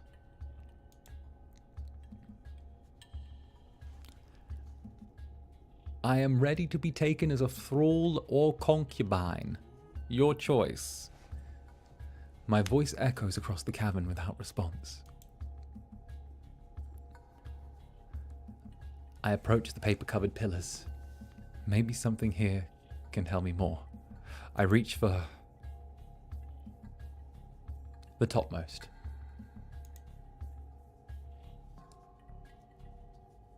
I reach for a note that's higher up than the rest. It reads, "No one will read this, but it's not for anyone else. This is the evidence I existed in this rotten, grim world. Even so, I wish I could have stayed longer. The bog girl will be lonely without me. I should have told her how I..." The rest is scratched out. I wonder who wrote this.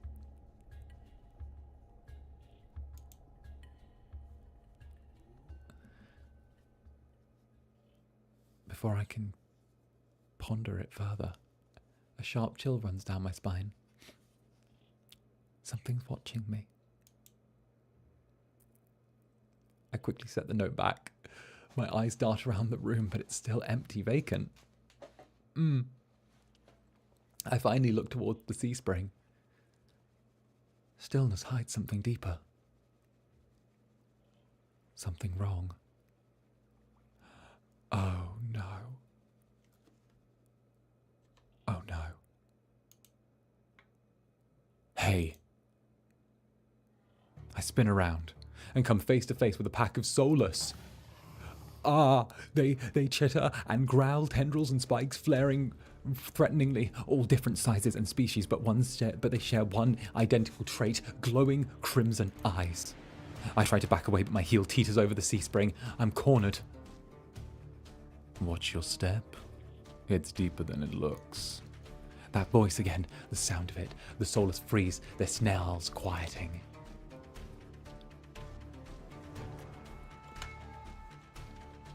I search for the voice's source, and I find it above me, lounging in the rafters.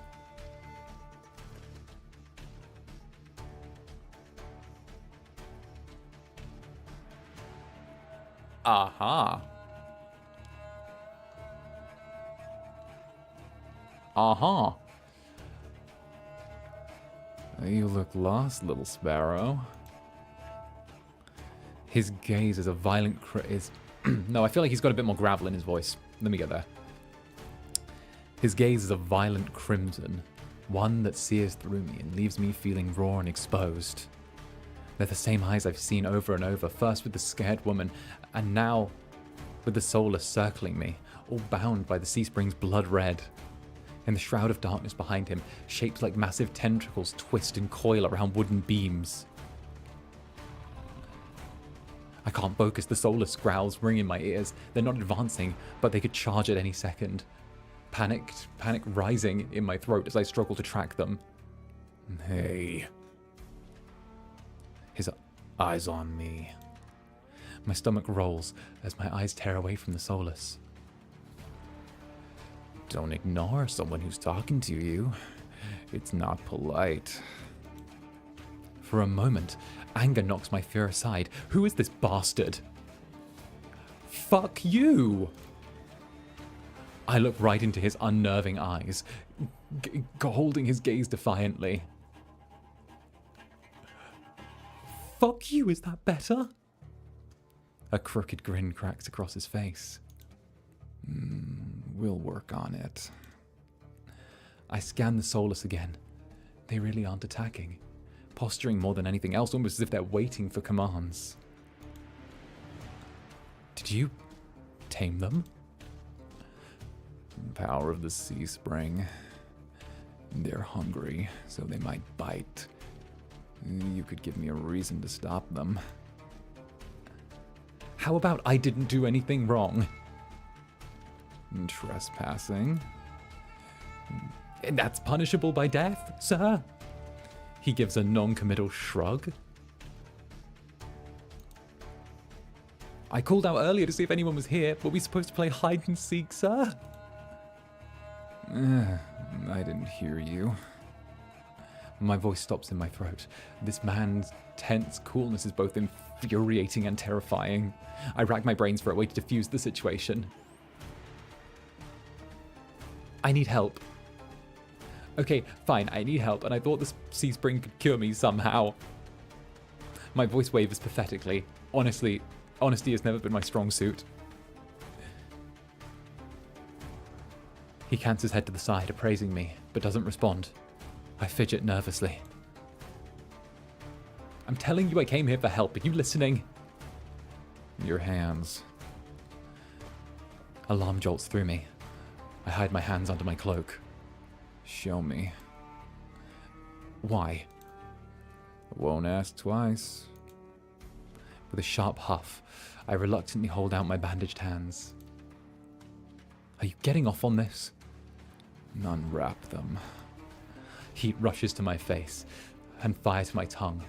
I should give him a piece of my mind, but not when Soulless are one command away from tearing me to shreds. No matter how much I will myself to move, my body is frozen in place. I stand there for a long, agonizing minute. My hands are trembling, and when I finally do raise them, I know the skin of the wrappings underneath all too well. Hideous and unnatural flesh I've grown to despise. I grip the edge of my bandages. Stop. With a weary sigh, the man slides off the beam and lands with a thud that shakes the panels underfoot. He's a monster with an imposing figure that towers over me. I couldn't tell how strong he was before, but he's big. Illuminated by the lantern light, his features are stronger, sharper.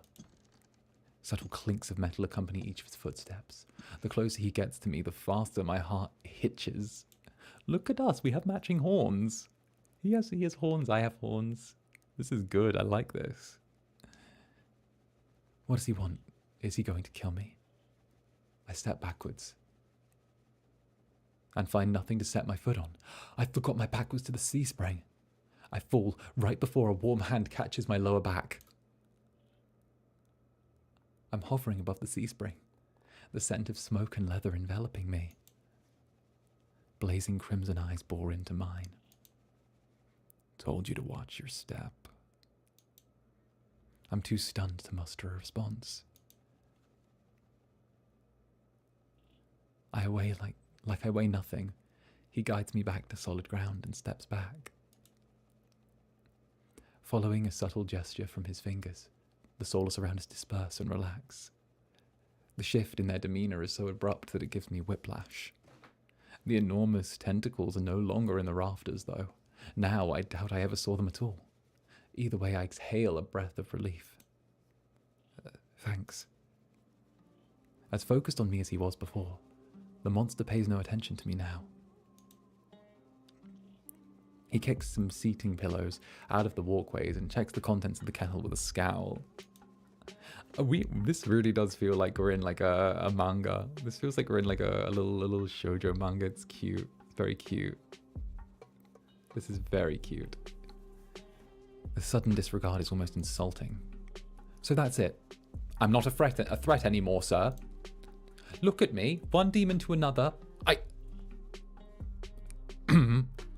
You never were. Then why are you threatening me? People get honest when they're afraid. In other words, he was messing with me. I dragged my hand over my face, exhausted by the fact that this was the second time that a monster has provoked me today.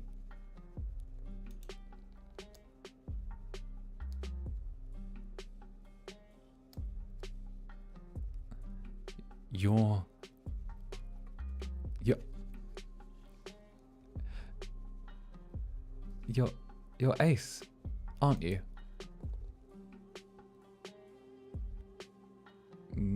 Depends who's asking. One of your friends told me that this was your territory. She said that you were a gang leader, but there's no one else here. I thought there'd be more people.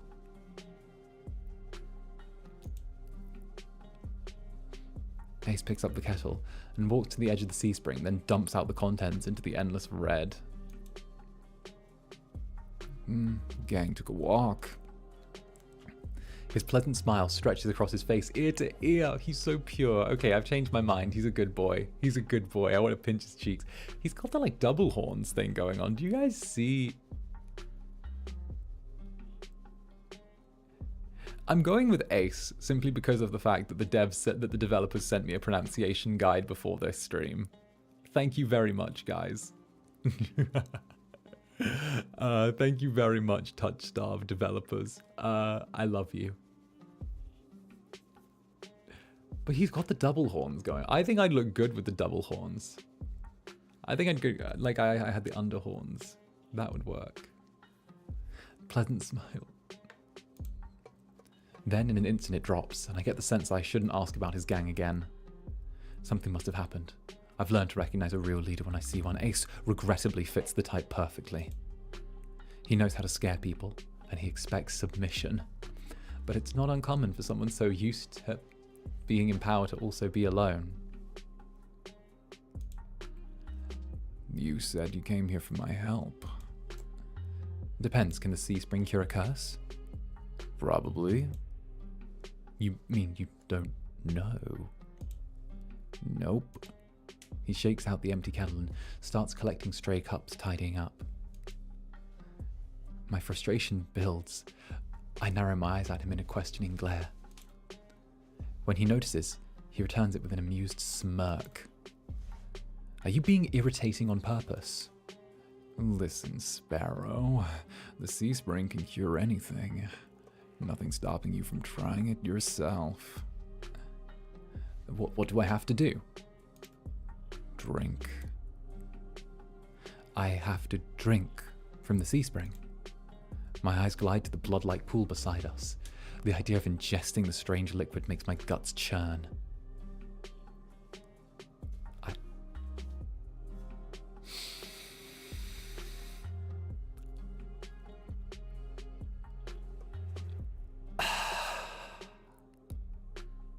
I'm not going to say anything about that turn of phrase. I'm not going to say anything about that turn of phrase. Is there a price? Always. Ace taps his temple with his finger. You lose it just a little bit. And that's it? Might have already beaten me to the punch. My humor earns me an amused, fanged grin. This time's a little different. When you drink from the sea spring, you forget who you are. Your mind combines with everyone else who ever drank before. Humans, monsters, soulless. One big, happy family in your head. My blood runs cold. I've heard of these before. Group minds. I thought they were just a rumor. I've heard of cults performing rituals to bind their members' minds together. It never seemed possible. But something tells me this is real, even if one thing doesn't add up. Your eyes are red too. But you obviously haven't forgotten who you are. Before I can finish my sentence, Ace strides past me towards the entrance. Time's up. Let's finish this later. Wait, already? You barely told me anything. Came on a bad day. Got somewhere to be. There are so many questions burning at the tip of my tongue, but my frustration spills out before any of them. I was told to come here for help, but instead I got threatened and kicked out. Are you joking? Watch your tone. I'm being nice, but you don't want to ruin the host's mood. My skin prickles. The feeling of being watched washes over me again. My eyes dart back to the sea spring. A lone ripple dances on the quiet surface. I take Ace's advice and clamp my mouth shut. Ace approaches a nearby Soulless, a lanky dog-like one with 6 legs and a crown of tendrils. Several sets of crimson eyes adorn its sides. Its forked tail wags rapidly when Ace squats beside it, and he runs a finger through the tendrils, scratching its chin and patting its head. A gentle smile plays across Ace's lips. The affection he holds for the Soulless is painfully clear. I dip my eyes away, my stomach fluttering at the tendril sight. It's getting dark out, so this pretty girl will guide you back. Following a short whistle from Ace's lips, it trots over to the entrance obediently, tail swaying. I watch the Soulless warily. Pretty is not a word I would use to describe it, and the idea of protecting me sounds absurd. Why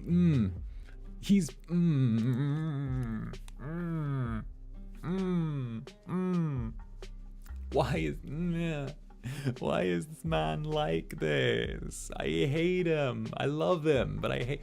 Ugh, demons. Demons. We're all like this, aren't we? Is this what dealing with me is like? Is this what dealing with me is like? If I decide to drink, how should I find you? Find someone with eyes like mine. They'll point you in the right direction. But think it over. Once you drink, you can't go back. It's a lot to process, but I give a small nod. At least I know I have another option for a cure, as disturbing as it may be. I follow the Soulless at a measured distance, and watch it nudge the giant doors open with ease. When I'm about to cross the threshold, I sneak one last glance behind me. My heart skips when I meet Ace's eyes. I'm about to snap my head away, but he just flashes me an easy smile. Till next time, Sparrow. I'll buy you a drink for scaring you. I don't trust myself to do anything but respond with a curt nod.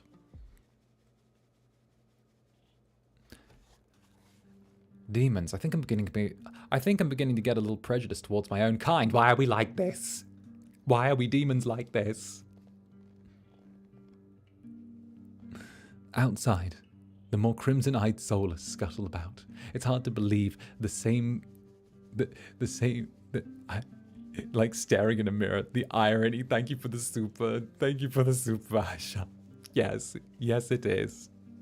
Yes, it is. We're terrible. We're terrible. Outside, more crimson Soulless scuttle about. It's hard to believe the same threatening pack from before. They chase each other in circles, roll around in the bog's mud. They pay no attention to me as the dog-like one scorts me away. It was an uneventful trip. Sometimes the Soulless look over its shoulder at me to make sure I'm still following.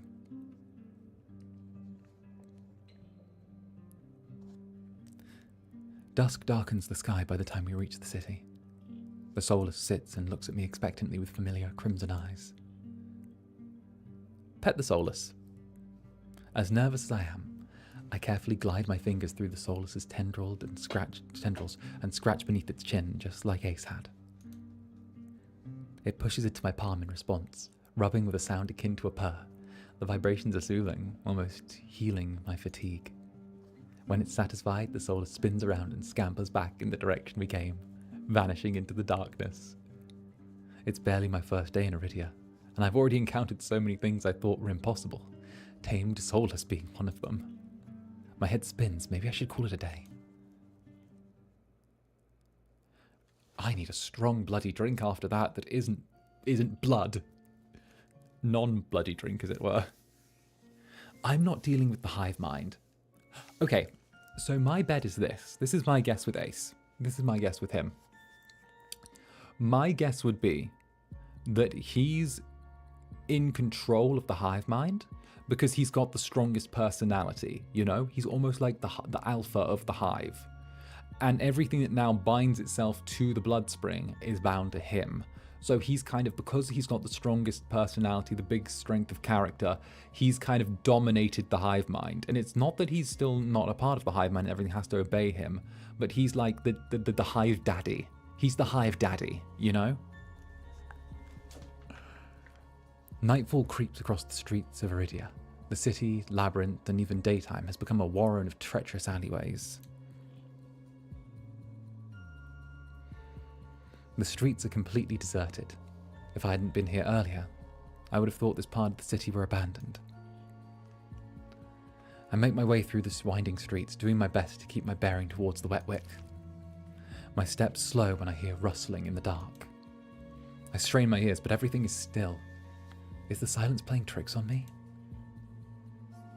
Something's wrong. The fine hairs on my neck prickle. A fission of comfort and discomfort running down my spine. Something is wrong. Something is very wrong.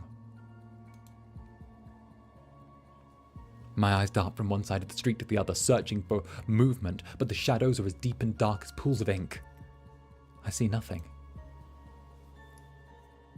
I can't stay here. I need to reach a busier part of the city, drawing my cloak tighter around my body. I hurry on my way. Though I keep my eyes sharp and listen intently, there's only the sound of my own footsteps. As the moment passes, nothing happens. I begin to wonder, maybe I did imagine that noise. I turn the next corner, and my thoughts come screaming to a halt. My head spins, the world blurring as adrenaline rushes through my veins. Only one thing is clear amidst the haze.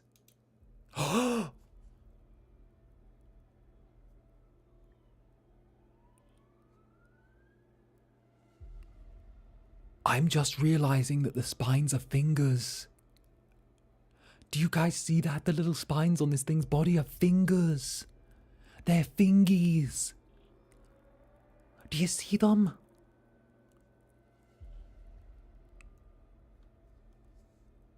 Oh no.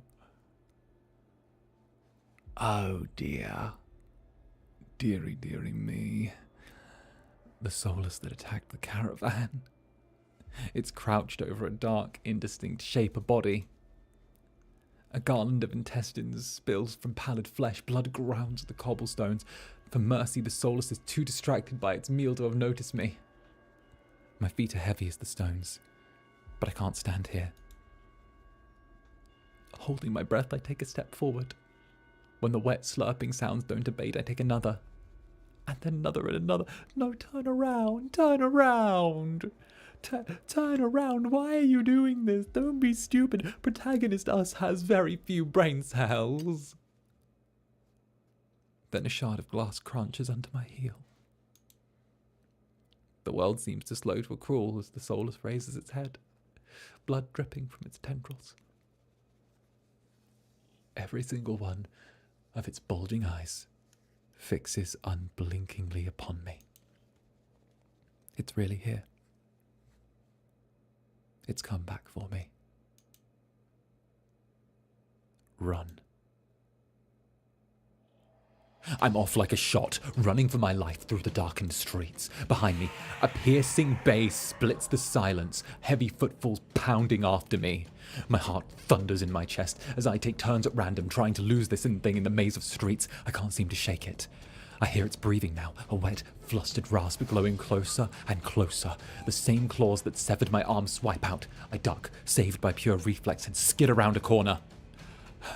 I take 3 running strides before the bottom drops out of my stomach. A wall twice as high as me bars my way. A dead end.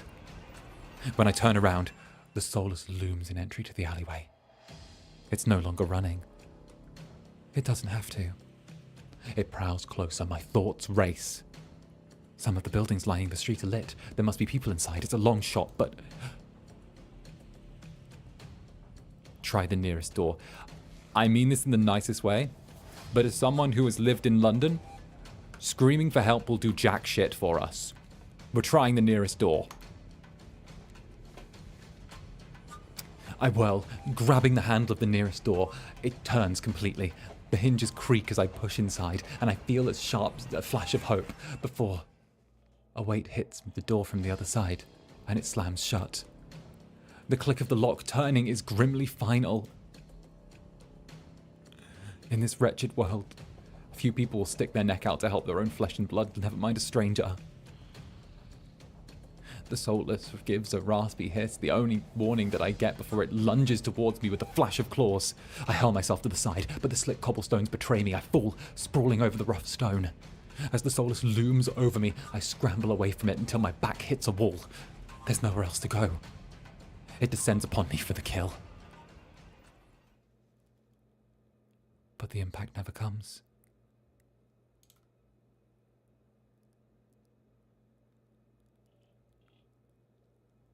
I warily crack one eye open, and then the other, not sure if I should believe what I'm seeing. A hooded figure crouches in front of me, one blood-stained hand outstretched.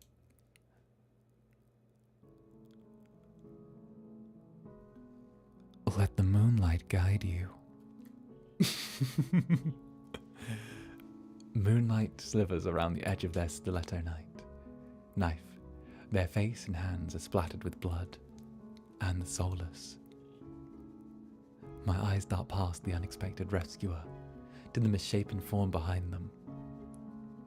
The Soulless's many eyes, once restless and vibrant, now look dull and waxy. A red pool spills slowly from under its body. Numb with shock, I can't help but stare. It's dead after all the people it's killed, after nearly killing me twice. I can hardly believe it. Well, I gingerly take the offered hand. The stranger's gaze dips to my bandages, pale lips part, on the brink of a question and then close again. Does he have a little beauty mark? He does. Do you see that? There's a little beauty mark on his lip. I thought there was something on the screen then, but no, that's a beauty mark. Makes sense. With the strength belying their slender flame, they pull me to my feet. As soon as I'm on my 2 feet again, they pull away from me and start wiping the blood from their face and hands. Oh, I need to pick a voice for him.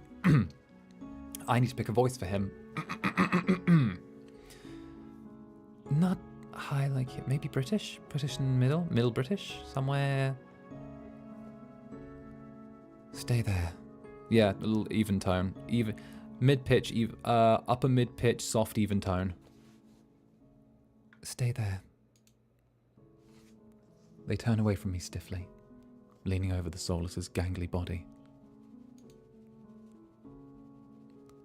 With their back towards me, I realize I saw this hooded silhouette at the cenobium.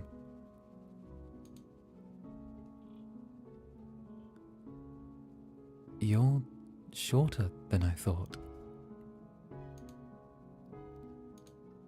They give me a startled look before their eyes narrow. It seems I've touched a nerve. I'm surprised you think at all. Maybe I deserved that. They're so pretty. Before I can formulate a response, they continue. What are you thinking, travelling alone at night? This is far from the worst thing haunting Lowtown. I can't make heads or tails of them at first. First they save me, now they scold me. Lesson learned. I could do without the lecture, though. And I could do without you calling me short.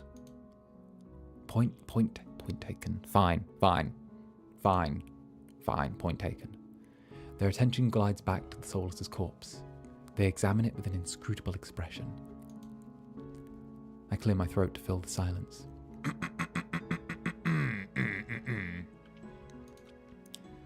I'm Zander. Min. Suddenly, Min teases. Their blade flashes as they drive it back into the Soulless's neck. The soulless thrashes once, letting out a rattling hiss. Indeed, those here, I am playing as a gentleman. The soulless thrashes once, letting out a rattling hiss as the air leaves its lungs. Min leans on the blade, driving it deeper and deeper until there's a sickening crunch, and the creature goes limp. My heart thuds in my chest. I must have been clinging to life by a thread. Min straightens up, drawing their blade in a single smooth motion. Better to put wretched things like this out of their misery. They calmly clean the blood from their knife. That swift, unhesitating, lethal strike wasn't the work of an amateur. But they don't act like a cold-blooded killer that I've seen in the past. Why is a soulless inside the city? Min looks at me, eyes searching before realization dawns. You're new here. There are no walls around the city. Soulless can come and go as they please, until someone is contracted to stop them. The Cenobium's patrols don't bother to protect Lowtown. Not anymore. And let me guess, you're not a fan of the Cenobium? I wouldn't go that far. Their brow abruptly furrows, and they sheath their knife, motioning for me to follow them. It's not safe here. The vultures can smell death. I'm not quite sure what they mean, but I don't want to stay lost in this city. I trail behind them as they stride down the street. If it's so dangerous, then why do you keep helping me? I came for the bounty on that Solus, and you were in the way. Not killing you isn't the same as helping you. Don't count on being lucky again, or you'll be dead by sunrise. Mayhap dead by daylight? Their answer is stingingly harsh. I just need to find my lodgings. I hold my hands up, trying to forestall any more snippy comments.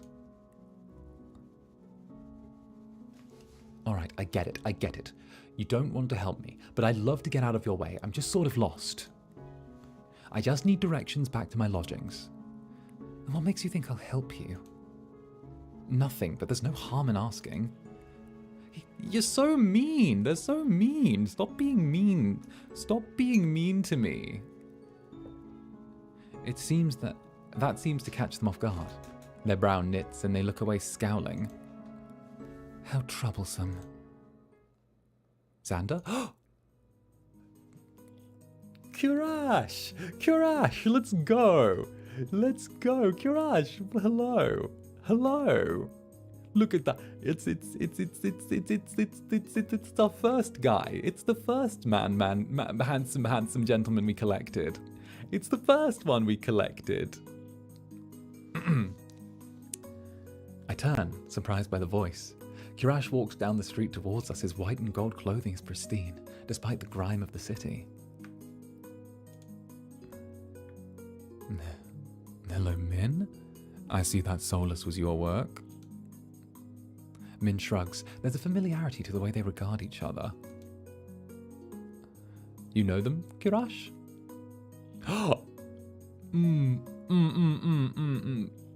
We're mean. I didn't know you had friends, Min.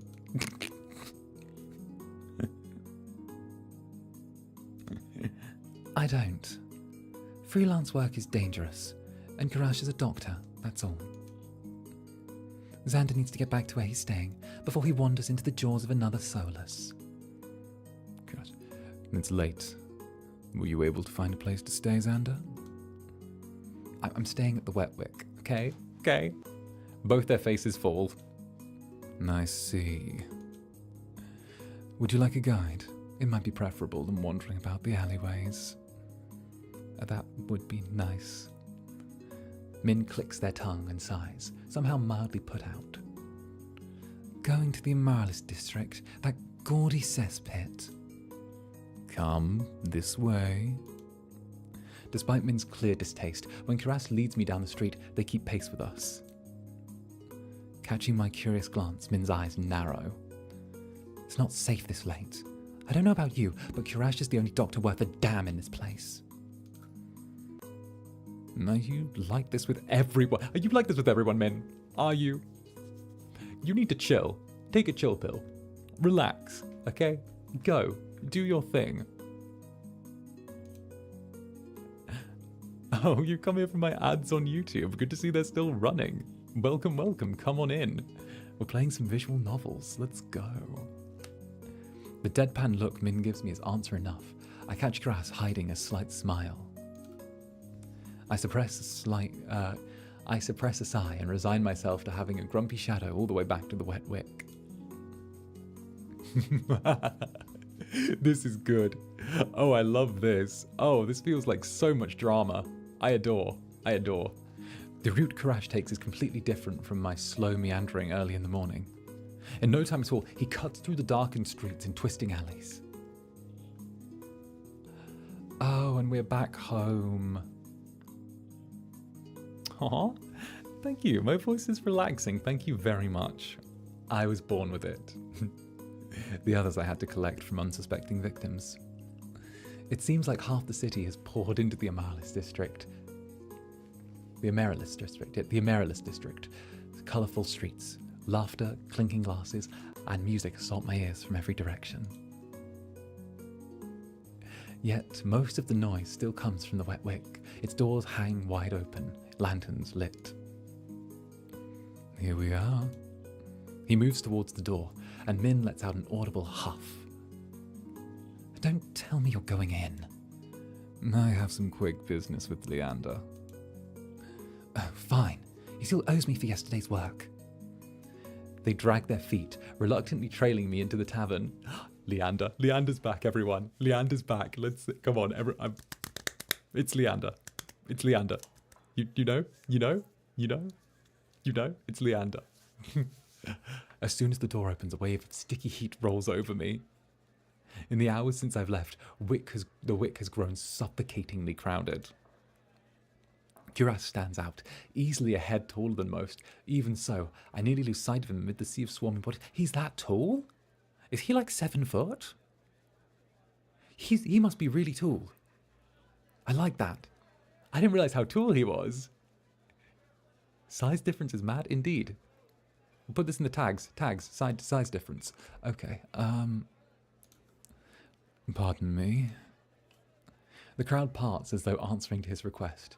𝓂𝓸𝓾 glances over his shoulder at Min, and before gliding through, me and Min before gliding through. How could anyone breathe in here?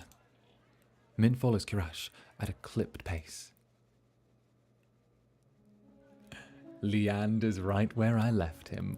Although he's traded places with the bartender, he holds a pair of shot glasses filled to the brim with luminous green liquid.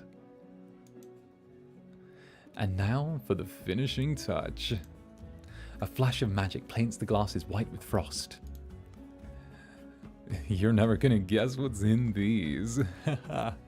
Leander slides the glasses across the bar, and I get my 3rd and 4th shocks of the evening in rapid succession.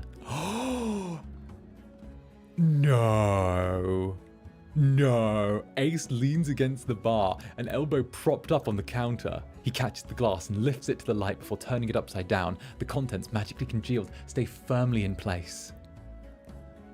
You're supposed to make the drink. You're supposed to make the drinks, pretty boy. Don't tell me you're wasted already. Via, perched on the bar's counter beside Ace, takes a single look at the shot glass and shakes his head. What have we here? A bucket full of boogers. Leander's nose treasure. You've eaten worse. Via's lips twitch and his ears flatten when Ace offers him a glass. He turns his cheek with a sniff, and Ace just snickers. Coward. Don't tell me you're actually... In one fluid motion, Ace throws his head back and downs the shot. Drinking that. A dark look crosses Ace's face. It's chewy. Chewy? Let me try that again. Behind me, Min grumbles. Okay, I'm just saying, I'm doing all 5 of the voices back to back and jumping around. This is a trip. This is as much as a playing on hard mode for me as anyone. I told you this place was a nest of degenerates. Well, if it isn't 𝓂𝓸𝓾 and Min. At the sound of 𝓸𝓸's voice, Min's pale eyes grow wide. They look ready to bolt until 𝓂𝓸 sets a hand on their shoulder. I promise, this will not take long. Min's eyes dart from 𝓂𝓸's face to his hand, and they soften. Fine, you first. While they step forward, I linger behind, struck by a sudden revelation. All of the people... Berry, thank you for the super. Thank you for the super, Berry. Shout out to the game's writers for giving you so much good material to really flex your talents with. Hey, thank you, Berry. That's very, very sweet of you. All of the people I've met today know each other. Good evening, 𝓸𝓸. Ace, another drinking competition, I presume? Oh, is it evening already? I could have sworn it was earlier. Just a friendly rivalry, Doctor. Nothing to be afraid of. 𝓂𝓸 acknowledges 𝓸𝓸 and Ace with the slightest nod, ignoring Veer entirely. Not that Veer seems to mind. He tilts his head, and an impish smile curves his lips when he spots Min looming silently behind 𝓂𝓸. I almost didn't see you there, Min. Looking for your booster seat? Min pushes back their hood. They level Veer with a cool look. I thought Ace wasn't allowed to bring his pets in here. Veer's tail gives an angry twitch. Oh, there's dislike, I see. There's dislike. Alright, I have to ask. Netherlings, my sweet chat. Who currently sits as your favourite? Who currently sits as your favourite? At the first sign of an impending fight, 𝓸𝓸 vaults clean over the counter and slides between Ace and 𝓂𝓸. Now, let's try and keep the peace here. It's not every day the esteemed doctor takes us up on a drink. His arm snakes around 𝓂𝓸's shoulders. 𝓸𝓸, 𝓂𝓸, Ace, Veer or Ace. 𝓸𝓸, Ace, 𝓂𝓸, Ace. There's a lot here. All of them. All of them. Min's so pretty. I appreciate the taste here. I do appreciate the taste. It's definitely, for me, there's definitely 3 of them very clearly in the lead in my mind. His arm snakes around 𝓂𝓸's shoulders. You know, you're finally taking me up on that drink, right, 𝓂𝓸? 𝓂𝓸. I'm afraid not. We were merely escorting Zander back to his lodgings. 𝓂𝓸 gestures in my direction, and my stomach sinks. I reluctantly step into the light. As soon as he sees me, 𝓸𝓸's face brightens. Ooh.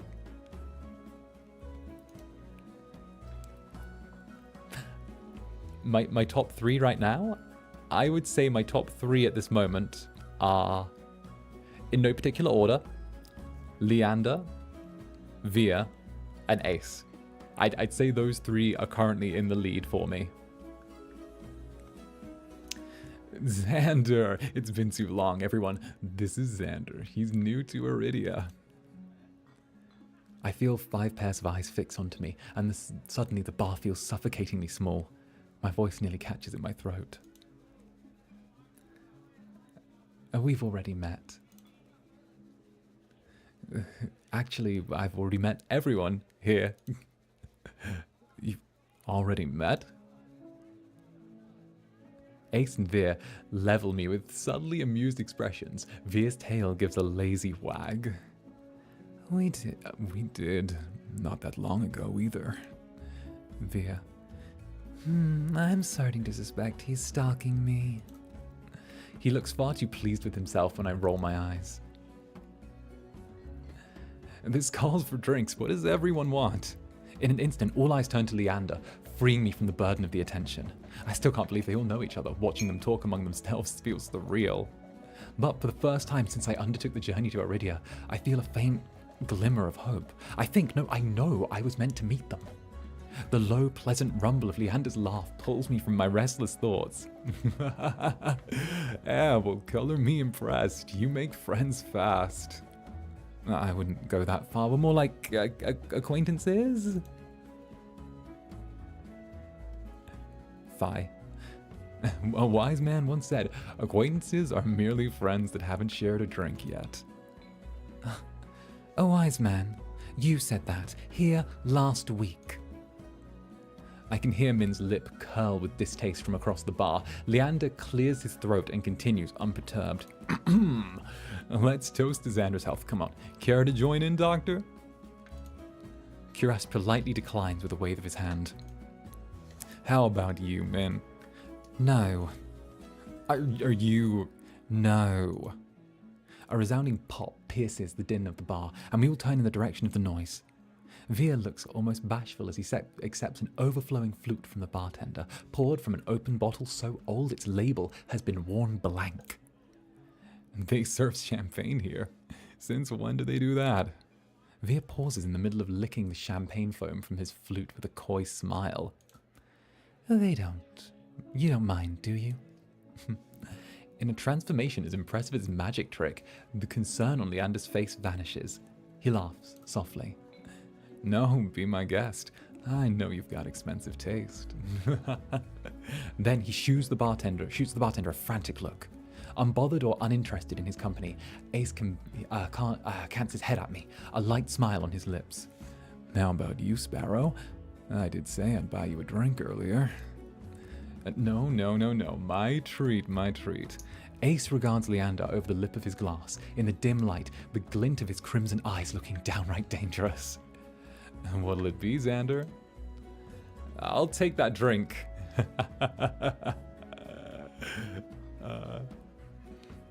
I'll take you up on those offers, as long as it's not one of those green shots. Don't knock them till you've tried them. They taste better than they look. Somehow, I doubt that, but I hold my tongue long enough for Leander to go behind the bar. He's lying, isn't he? When I glance at Ace, he only shrugs. Like I said, they were chewy, probably poisoned too. He considers his own drink, a tumbler full of amber-colored whiskey. Leander tried to kill me a dozen times by now. It's always a gamble. Via clicks his tongue in disapproval, but finally looks my way with a half-lidded gaze softened by his third glass of champagne. Were I you, I wouldn't let Leander put anything in my mouth. He fans his fingers over his chest, voice dripping with fake reverence. The Wet Wick is one of the finest drinking establishments in all of Iridia. While you're here, you might as well partake of some of the signature watered-down drinks and stale nut leather. He sweeps his hand towards a chipped ceramic bowl, filled with spindly, speckled jerky that I can only assume is nut leather. What is it with the food in this city?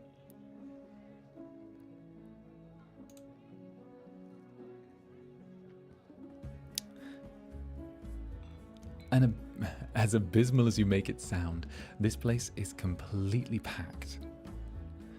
It's not all bad. Depending on the day, the food's edible.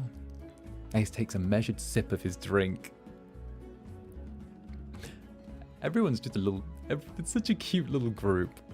Ace takes a measured sip of his drink. I'm gonna stick around for the real attractions, though. Before I can ask what he means, Leander returns with a tumbler that he sets in front of me. Uneven chunks of ice bob in a pool of reddish purple alcohol. I sniff the drink suspiciously, and to my relief, all I smell is the sharp, clean scent of gin with an undercurrent of fermented fruit. Oh, we going with like a fruity gin drink? I like that. I'm gonna say maybe it's like a plum. Yeah, it's like a plum gin sour. I'm gonna say something like that. That's true. Min is like showing no skin compared to all of these other boys who are out here not dressed appropriately. Not dressed appropriately for a public setting, said the Incubus, who's wearing next to nothing. Relax, it's the local specialty, plum gin. Although, if you're feeling more adventurous... I shake my head. Leander raps his knuckles against the bar until the group falls silent. Alright everyone, let's toast. May Zander's stay in Iridia be full of bright adventures and discoveries. Cheers! Leander, Ace, and Via raise their glasses in unison.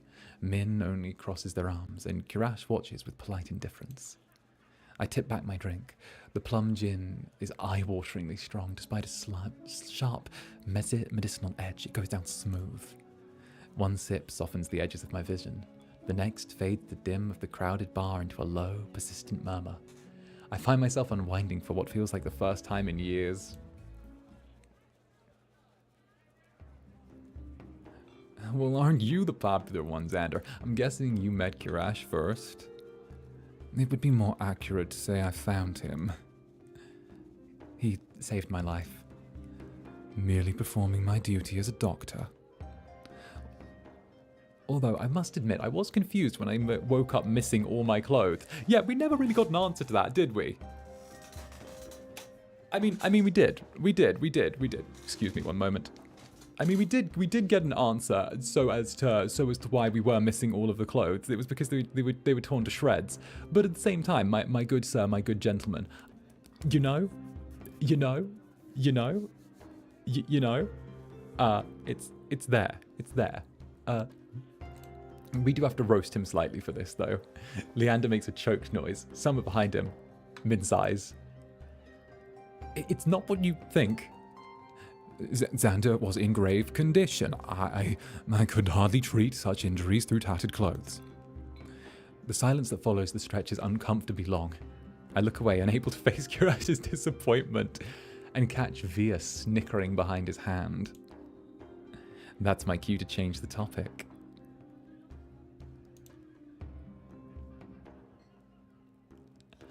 𝓂𝓸𝓾 isn't the only one who saved me today.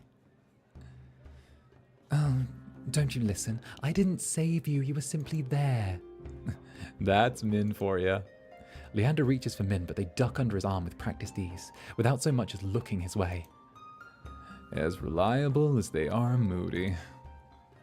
You're one to talk, considering you neglected to warn him to stay off the streets at night. No, I might have gotten a little distracted. Oh, Leander, you big softy. Leander certainly has a thing for us. Ooh, Mooney, thank you for the super Mooney. Thank you very much. Fun fact, the original relationship chart lists Leander's opinion of Ace as rivals by day, drinking buddies by night. The murder attempts are funny until they're not. Oh, I like that. I like that a lot. I love that dynamic. Okay, I can live with that.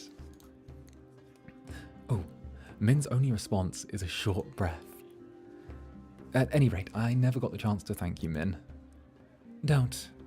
The less soulless alive, the better. For a heartbeat, Min's eyes flick towards Ice, and their lips twist.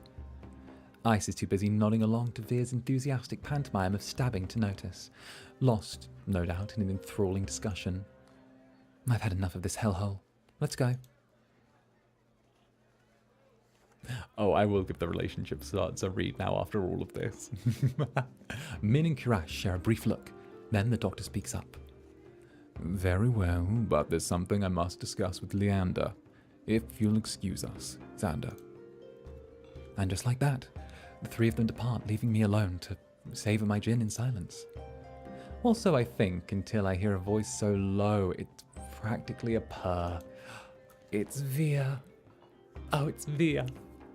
Oh, it's Via. It's Via. Look, it's Via, everyone. It's Via. It's Via. It's Via.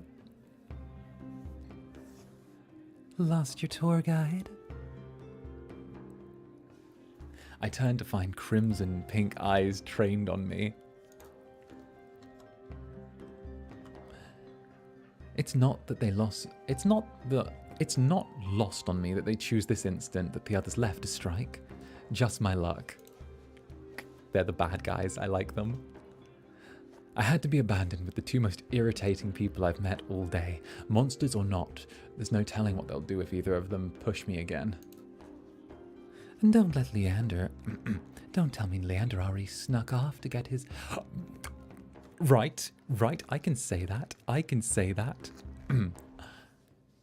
Don't tell me Leanderson already snuck off to get his, I don't know if I can say that on YouTube, out back.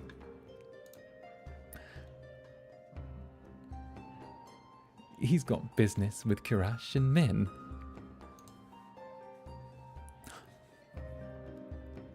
Oh, 2-on-1 business, hmm? Isn't he lucky? I can't tell if it's the champagne or the company, but Veer has grown noticeably more relaxed. He sits with his chin propped on the back of his hand. His ears twitch whenever a hiccup shakes his shoulders.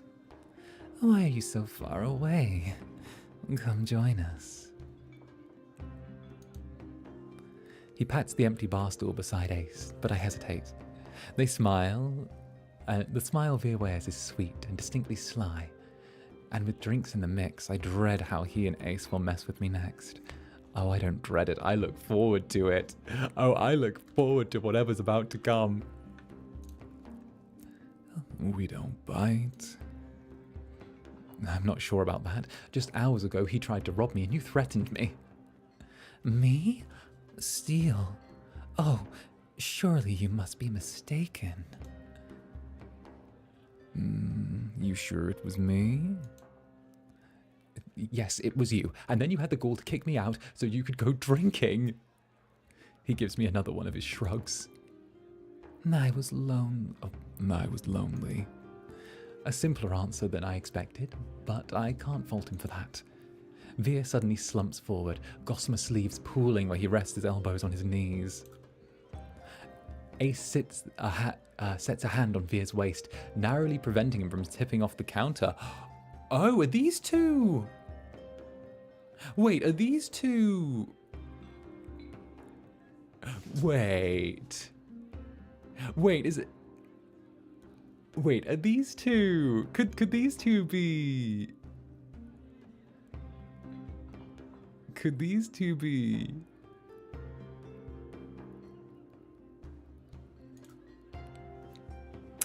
It's canon? They are? Yes, they are?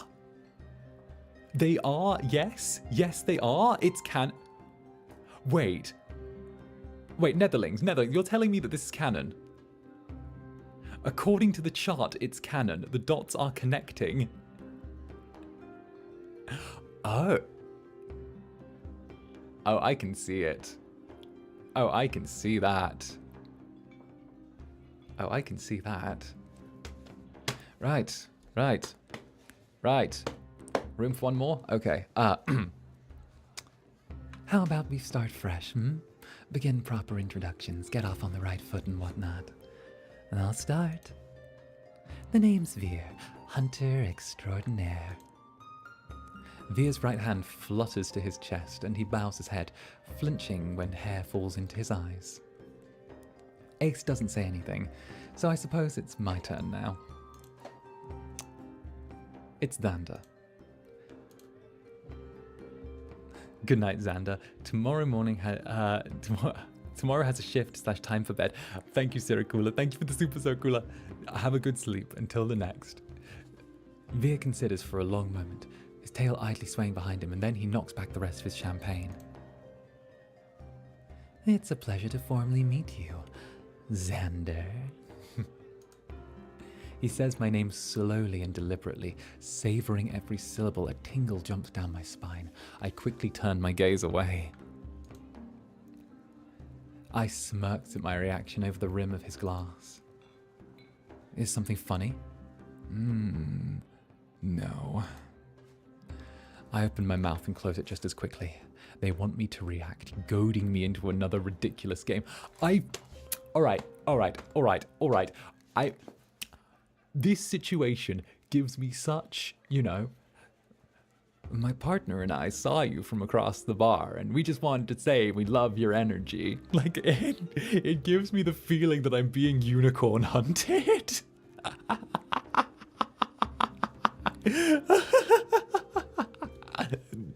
It feels like, does no one else get that vibe? I feel like that's a thing. Just, right.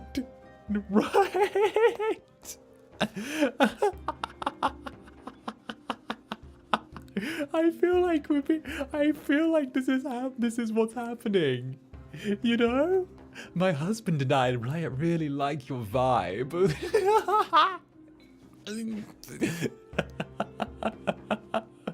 We're being unicorned.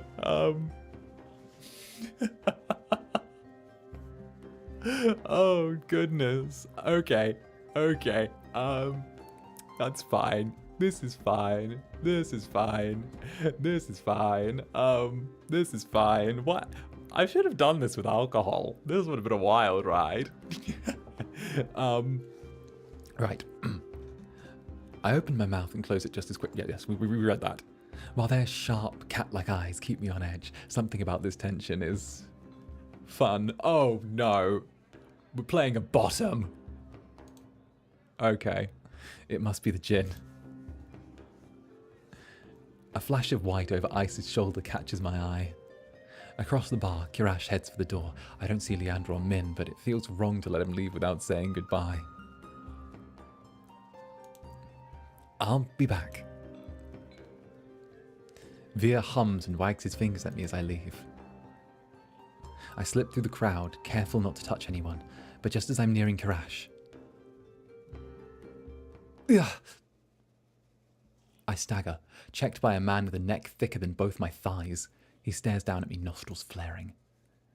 Out of my way, shit stain. My words spill out on their own. You watch it. I regret them as soon as they leave my mouth. That fucking gin. The roughneck wheels around, shoving a bloodhound out of the way so he can close in on me. What did you say? He shoves me backwards, sending me stumbling onto the sticky floor. I'm fine, but my heart leaps to my throat when I see the roughneck bearing down on me. You trying to start something here? The roughneck freezes, his fist cocked back, but a group of bloodhounds called by the commotion circle him, sizing him up. For what feels like an agonizingly long moment, the roughneck looks from me to the bloodhounds. Finally, he sniffs and spits on the floor next to me. The lob narrowly misses my cheek. Screw it. Too many freaks in this circus tonight. He turns his back to me and comes face to face with Ice. A dangerous smile spreads across his face. You'll do. What happens next is a blur. Ice's fist crashes into the roughneck's jaw, causing an eruption of gasps, shouts, and even cheers around us. I scramble to my feet, right as the frantic crowd swarms around me, cutting off my sight from everything and everyone. Through the ruckus, I hear Leander shouting, Hey, Ice, take it outside. Ignore them, everyone. Look, drinks are on me. With those 4 words, the wick erupts with hoots and hollers. Oh. The ring around me disperses as the bloodhounds and onlookers rush towards the bar.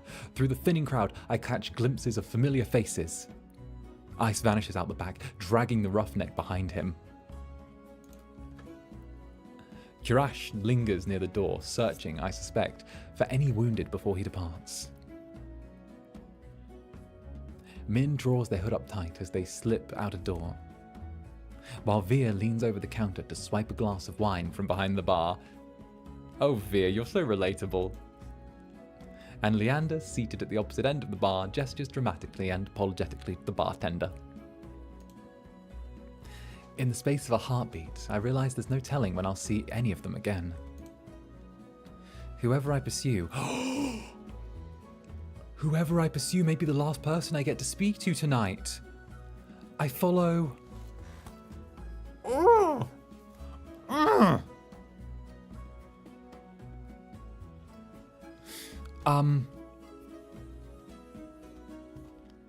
We're going to save. That's what we're going to do. We're going to drop a save right here. Okay. We're going to do this by process of elimination. We're going to do this by process of elimination. I'm going to say that we kind of have to eliminate Min, because Min, we've known the least amount of time, and I don't really feel that connection to. We're going to eliminate 𝓂𝓸𝓾, because 𝓂𝓸𝓾, although is cool, we haven't seen much of, and he's very, you know, he's good, but not quite my type. I'm going to... Now it's either Ice, Via or Leander. And as much as I like Leander, he must take a step back and go for one of the two monsters. One of the two monsters. It has to be either Ice or Via.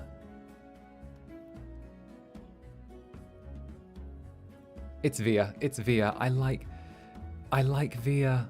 I like Via a lot. I like Via. We're going to Via.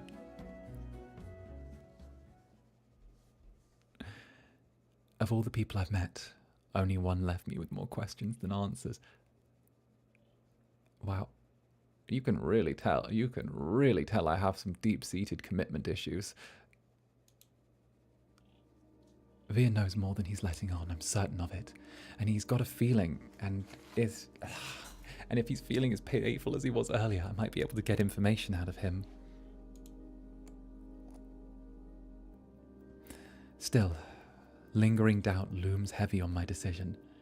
Can I really trust someone who lies so readily? Returning to the bar is slow work, with the heavy crowd vying for drinks. When I find Via, he's leaning against the counter with his elbows propped on the edge and a wine glass raised to his lips. Not the first time I catch myself staring and judging by the looks I see thrown his way. I'm not the only one. There's a clear ring around Via. No one else seems bold enough to cross it. One ear perks at the sound of my approach, but Via doesn't so much as even look my way when I slide into the seat beside him.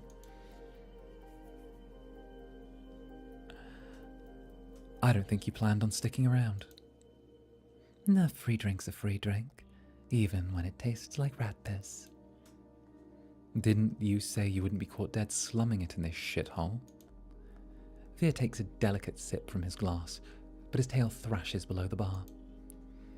You've caught me red-handed. He peers over at the rim of his glass, and in the low light his eyes glitter jewel-bright with amusement. However will you punish me? I figured my company's punishment enough for you. Via's lips twitch, and he smiles despite himself. So, you survived the night. Are you here for praise, or will a head pat do? I feel a muscle in my jaw flex at the cruel twist to his smile. His arrogance has made a full recovery, meaning only one thing. Via has sobered up. So much for my plan. About that, turns out you were right. I did run into trouble. Now, I can't decide if you're an oracle or an actual threat or just completely full of shit. Most men would buy me a drink before insulting me. After the way you've jerked me around, if anyone's owed a drink, it's me, Via, okay? After that stunt you pulled on the steps with you getting on top of me? Via falls uncharacteristically quiet for a moment, and I fear that I may have crossed the line.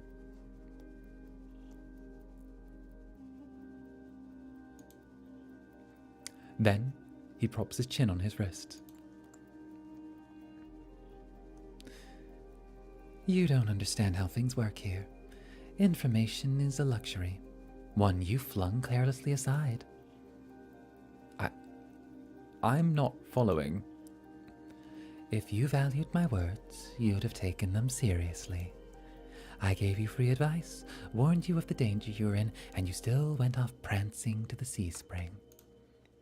Small wonder the Solus didn't tear you to ribbons. My first impulse is to argue, but what he said doesn't sit well with me. How does he know what will happen to me? How did you know I left? How did you know I left Iridia? I'm certain I wasn't being followed when I left. I have a sensitive nose, remember. Right, he caught our... That was what he was doing when he got all up on our neck and mounted us and started sniffing us. He was catching our scent. Oh, I see. Do you normally greet people by shoving your nose into their laps like an overeager Labrador? For a heartbeat, Via's eyes grow flat and wide. Then, he laughs under his breath. Only the ones I like. Veer trades his empty wine glass for a long-abandoned tumbler sweating beside him. Soft lumps of ice bob in the watery dregs of whiskey. But the truth is I despise most people. His eyes flicker over my shoulder and thin as Leander boisterous laughs erupts from the other side of the bar. And what about me? And now that we've started off on the right foot...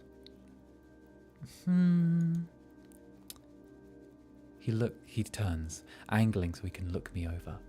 His gaze agonizingly slow as it glides over me. Finally, his lips quirk. I haven't made up my mind about you just yet. It's a start, or so I think, as his eyes slide away and turn back towards the bar. It's not Veer's attitude that bothered me. No, it's not that. I expect that of him. It's the fact that I've got no idea how to hold a conversation, much less get answers when he's being so testy. And his foul mood is infectious.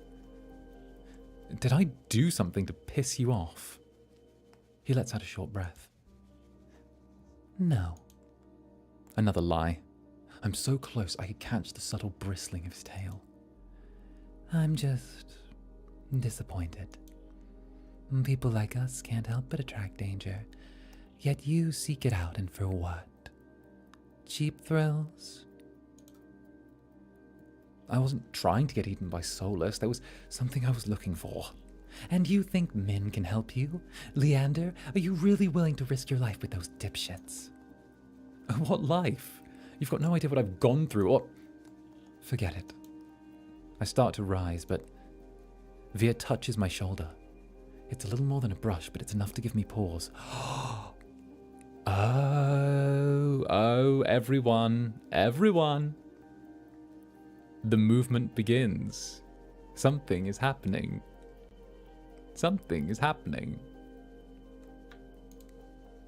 His eyes search mine, somehow softer than before.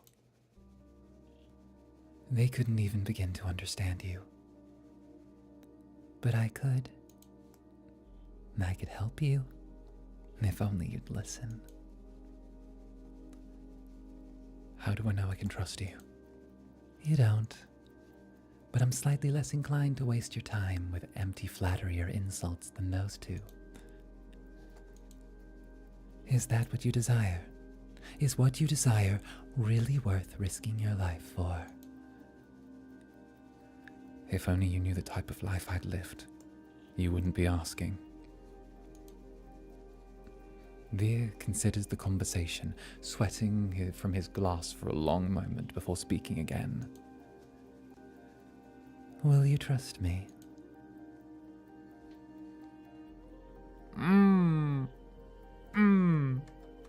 There's no right choice here. Frick. Yes. I'll trust you. I nod, and he rewards me with a small smile. Good. Veer raises the tumbler to me, and then snaps back the dregs once he's finished. He wipes his mouth on the back of his hand. All right, let's talk. Outside. If I have to smell Leander's skunky aftershave for much longer, I'll hurl. With that, he slips away from the bar, leaving me to follow the path of his long, trailing tail through the crowd. Oh, goodness. Oh, wow. Oh. We're putting ourselves in a situation, everyone. We're really putting ourselves in a situation. We really are. I hope this works out for us. I hope this does. I don't know. We'll find out. It's so cold outside, the breeze cuts clean through my bandages, freezing my fingers. But if the chill bothers Veer, he doesn't show it. He lops purposely down the street into an alley. This is far from the wick. The bar's racket is little more than an indistinct hum. This street's dead as the Amaryllis district was crowded. Did Veer want privacy? Or just no witnesses? You had a question. Ask. Veer's breath mists in the dark. In the cold moonlight, his shadow stretches unnaturally long over the cobblestone street. Quickly, I've got a show to attend. Heavenly lutist, as I'm sure I've mentioned.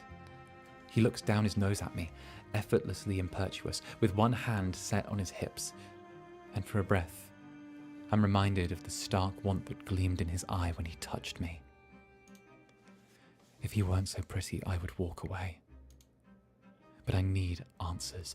I can't think of a better way than starting this with the people that I'd met earlier. If Veer doesn't prove trustworthy, then perhaps one of them will. First, I ask about Ice. I'd like to know more about Ice. You two seem close. He made an impression, Not surprising. Strong, ruthless, easy on the eyes. Gives it almost as well as he takes it, even if he is awfully greedy. I'm sorry, I'm buffering.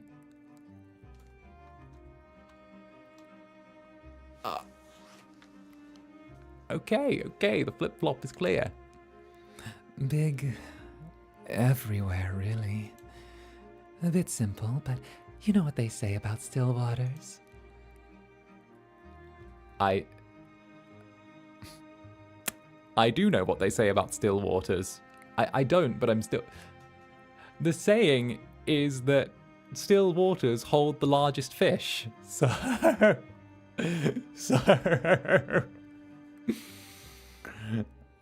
We'll go with that. I don't, but I'm still distracted by the change that's coming over Veer to ask. A coy smile plays at his lips as a finger winds around the chain dangling from his collar. I thought you didn't like most people. Ice isn't most people. He's better. Our eyes meet, and Veer's tender expression curdles. He makes a tiny sound of distaste in the back of his throat. He's more trouble than he's worth. Dangerous, too. Stay far away from him and those red-eyed freaks if you value your safety or your sanity. Is that why you scolded me for going for the sea spring? I don't really think Ice is as bad as you're saying. You don't know him. Not like I do. The corner of his lip twitches. Then, what about Leander? What do you think about Leander? I don't. An unusually curt answer for Veer. I don't buy it. So you're not very fond of him? I wouldn't spit on Leander if he was on fire. Veer shudders. No, he'd enjoy that far too much. To call Leander trash would be an insult to Mynheer. He's just pathetic, slimy, a little man-child in shiny shoes. I've seen mutts rutting in gutters with more dignity. I have to remember to close my mouth. I see. Then Min? I've got to admit, I was surprised to see that you and Min knew each other. Are you friends? Oh, yes. We laugh and go shopping. We have sleepovers where we braid each other's hair, and we even kiss with a little tongue. I'm beginning to wonder if Veer's ever had friends. Let me guess, you don't like them. Can't stand them. The first time we met, they stabbed me. Slit cold, hard steel between my ribs. Nearly nicked my heart. It was exquisite. The knife, some sort of antique. Min's done nothing but disappoint me ever since. So you're not close.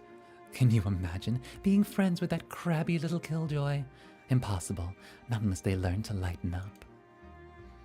And I'm afraid not even a surgeon as practiced as 𝓂𝓸𝓾𝓻 could remove the stick firmly wedged up Min's pert ass. Before I can ask my next question, Veer gives a frustrated growl. Don't you dare ask me about another soul. I haven't got all night for idle gossip. But I wasn't finished asking about... You get 2 more questions. Make them count. So much for being helpful, but I guess that's just how information works in this exhausting city. No more time for idle chatter. I'll get straight to the point. Leander told me that the Cenobium imprisons people. Did he mean you? Leander's a moaning fool with a throbbing victim complex.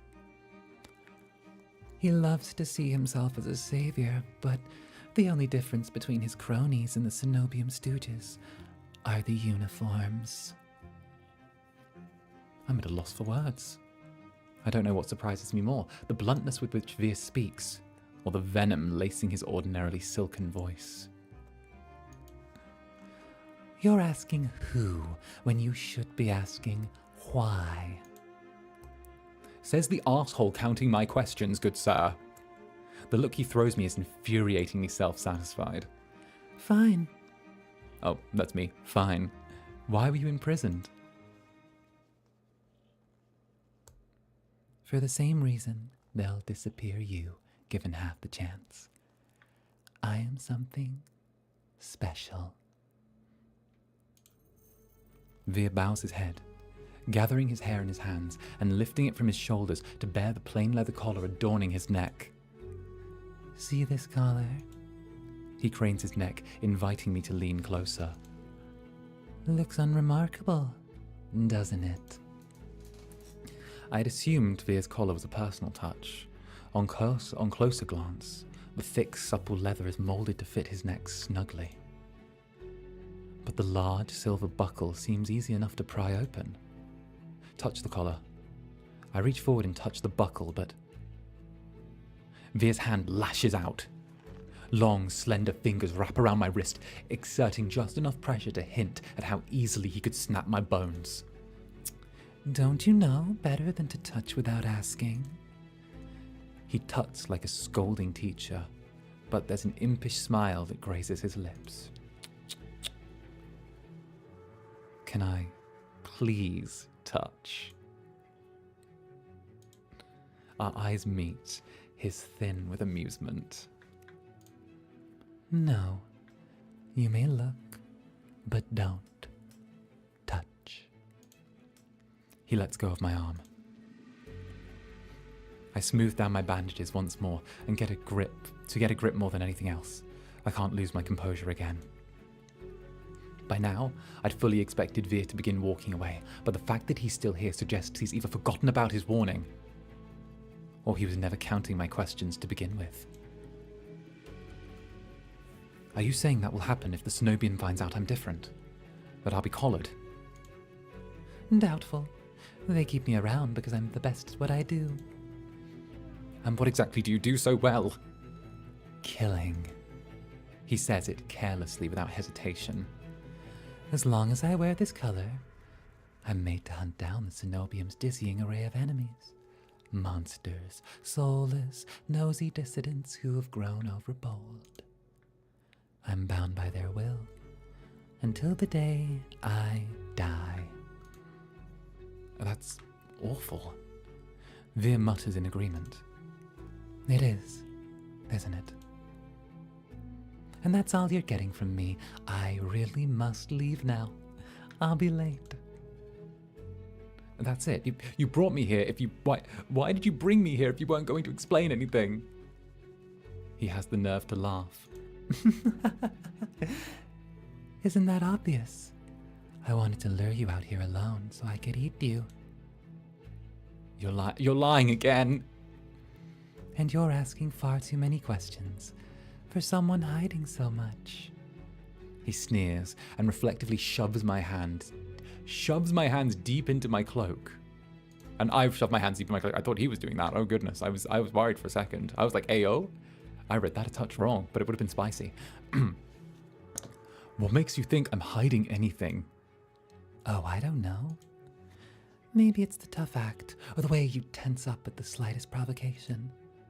More likely it's the bandages, not exactly subtle, I'll be going, unless you're willing to share some morsels with me. There's a biting edge to his playful tone. I can't tell you anything. Wrong. You can start with what you are. I take a step backwards, but my back hits a wall as Vir follows me in lockstep. I turn only to find his left hand resting against the wall beside my head, caging me in. Are we getting cabedoned by a fox boy? Oh.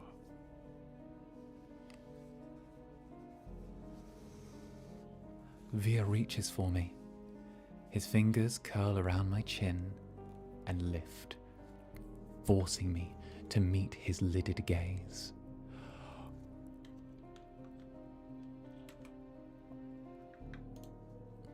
Would you believe me if I said that the eyes are the windows to the soul? My eyelid twitches. Cliché, I know, but let me let you in on a little secret. Veer leans in until his lashes tickle my cheek, and the warm, faintly spiced scent of his hair drowns out the stench of greasy cooking. There's nothing you can hide from me. His voice so low, so supple, I could slip into it. The betrayal, the loss of hope, the sheer desperation that drives you to search and search with no end. I could give you something new to live for. I swallow thickly. How could he possibly know? This must be some type of trick. But for once, Veer isn't smiling. All that suffering has made your soul so irresistible. His piercing eyes pin me to the spot. The look on his face makes my blood run cold. I've seen it before.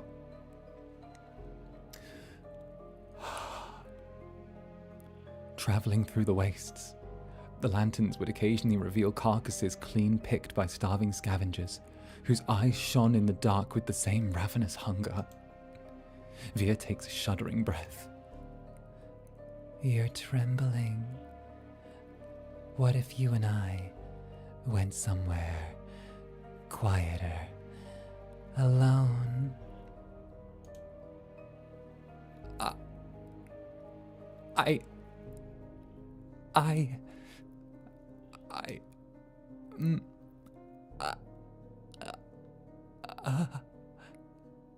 I don't know if he wants to bang or if he wants to kill me. I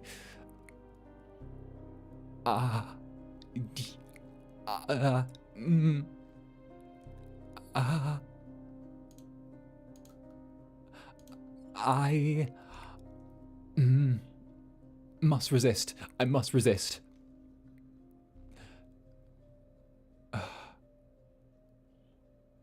Part of me wants nothing more than to let him take me, to surrender completely to him. It would be so easy. But I'm not about to give up now. You're late. The lootist. Veer blinks. His voice comes out soft and breathy. Shame. He eases back for what feels like the first time since he cornered me.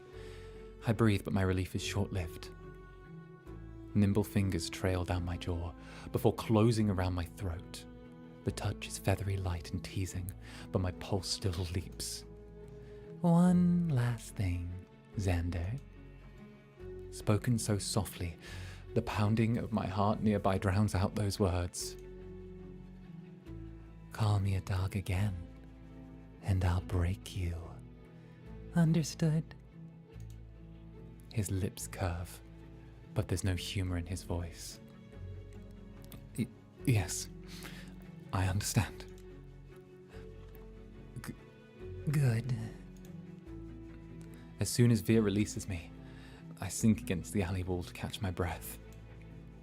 He looks down at me, his expression distinctly smug. Let's get one thing straight. I ate a monster 3 times your size for breakfast. 2, actually. The first tasted dreadful, like a fisherman's old ashtray. But that's beside the point. You and I may be alike. But don't ever forget what I am or what I do best. He flashes me a dazzling smile. Zander? Anyone seen Zander? Leander's voice echoes from the direction of the wick. I whip around. I near call him back before remembering Veer's apparent distaste for Leander. I glance back at Veer. Only he's gone. Vanished in the dark. I'm left in the deserted alley, trembling with a delirious mixture of exhaustion and excitement. Fuck. I let out a long, shaky exhale that condenses in the freezing air. Once my racing heartbeat slows, I make my way back towards the wick, guided by the distant sound of Leander's voice.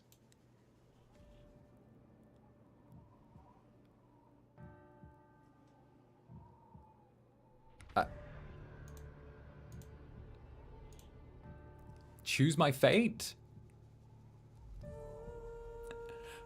This is not a romance. This feels extremely like I'm being hunted. I'm the hunter, not the hunted.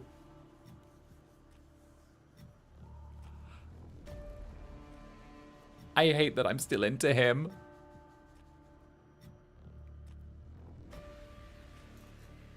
I hate that I'm still in... I hate that I'm still into him. Aha. I'm actually not. I don't hate it at all. I'm terrible. Veer serves as a warning for those possessed by the cenobium. As cunning as he is curious, Veer finds you fascinating and insists that he can help. But trusting him means entrusting your life to a collared beast with a lethal reputation. Can Veer protect you? Or are his honeyed words a trap waiting to snap shut? Hey, Uki and Cassie's star drop. Hello. Hello. I'm glad to see you having so much fun. Don't worry about YouTube bullying you, as I have learnt the skill of twisting balls. You do, you are lovely Incubus. Why, thank you, Uki and Cassie's star drop. Thank you for stopping by as well. I really appreciate the super. All right. Thank you for playing more TOUCHSTARVED. Follow. Oh, that's it. That's it.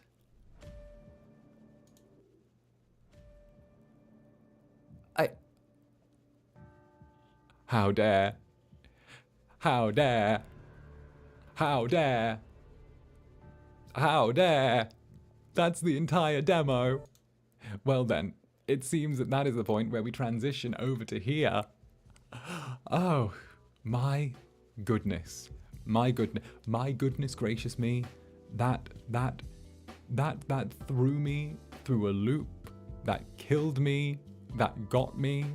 I mean, let's just take a quick moment to talk about that. That's incredible. That's incredible. That's wonderful. I was very impressed by that. I was very, very, very impressed by that. I will say, I am really, really dazzled.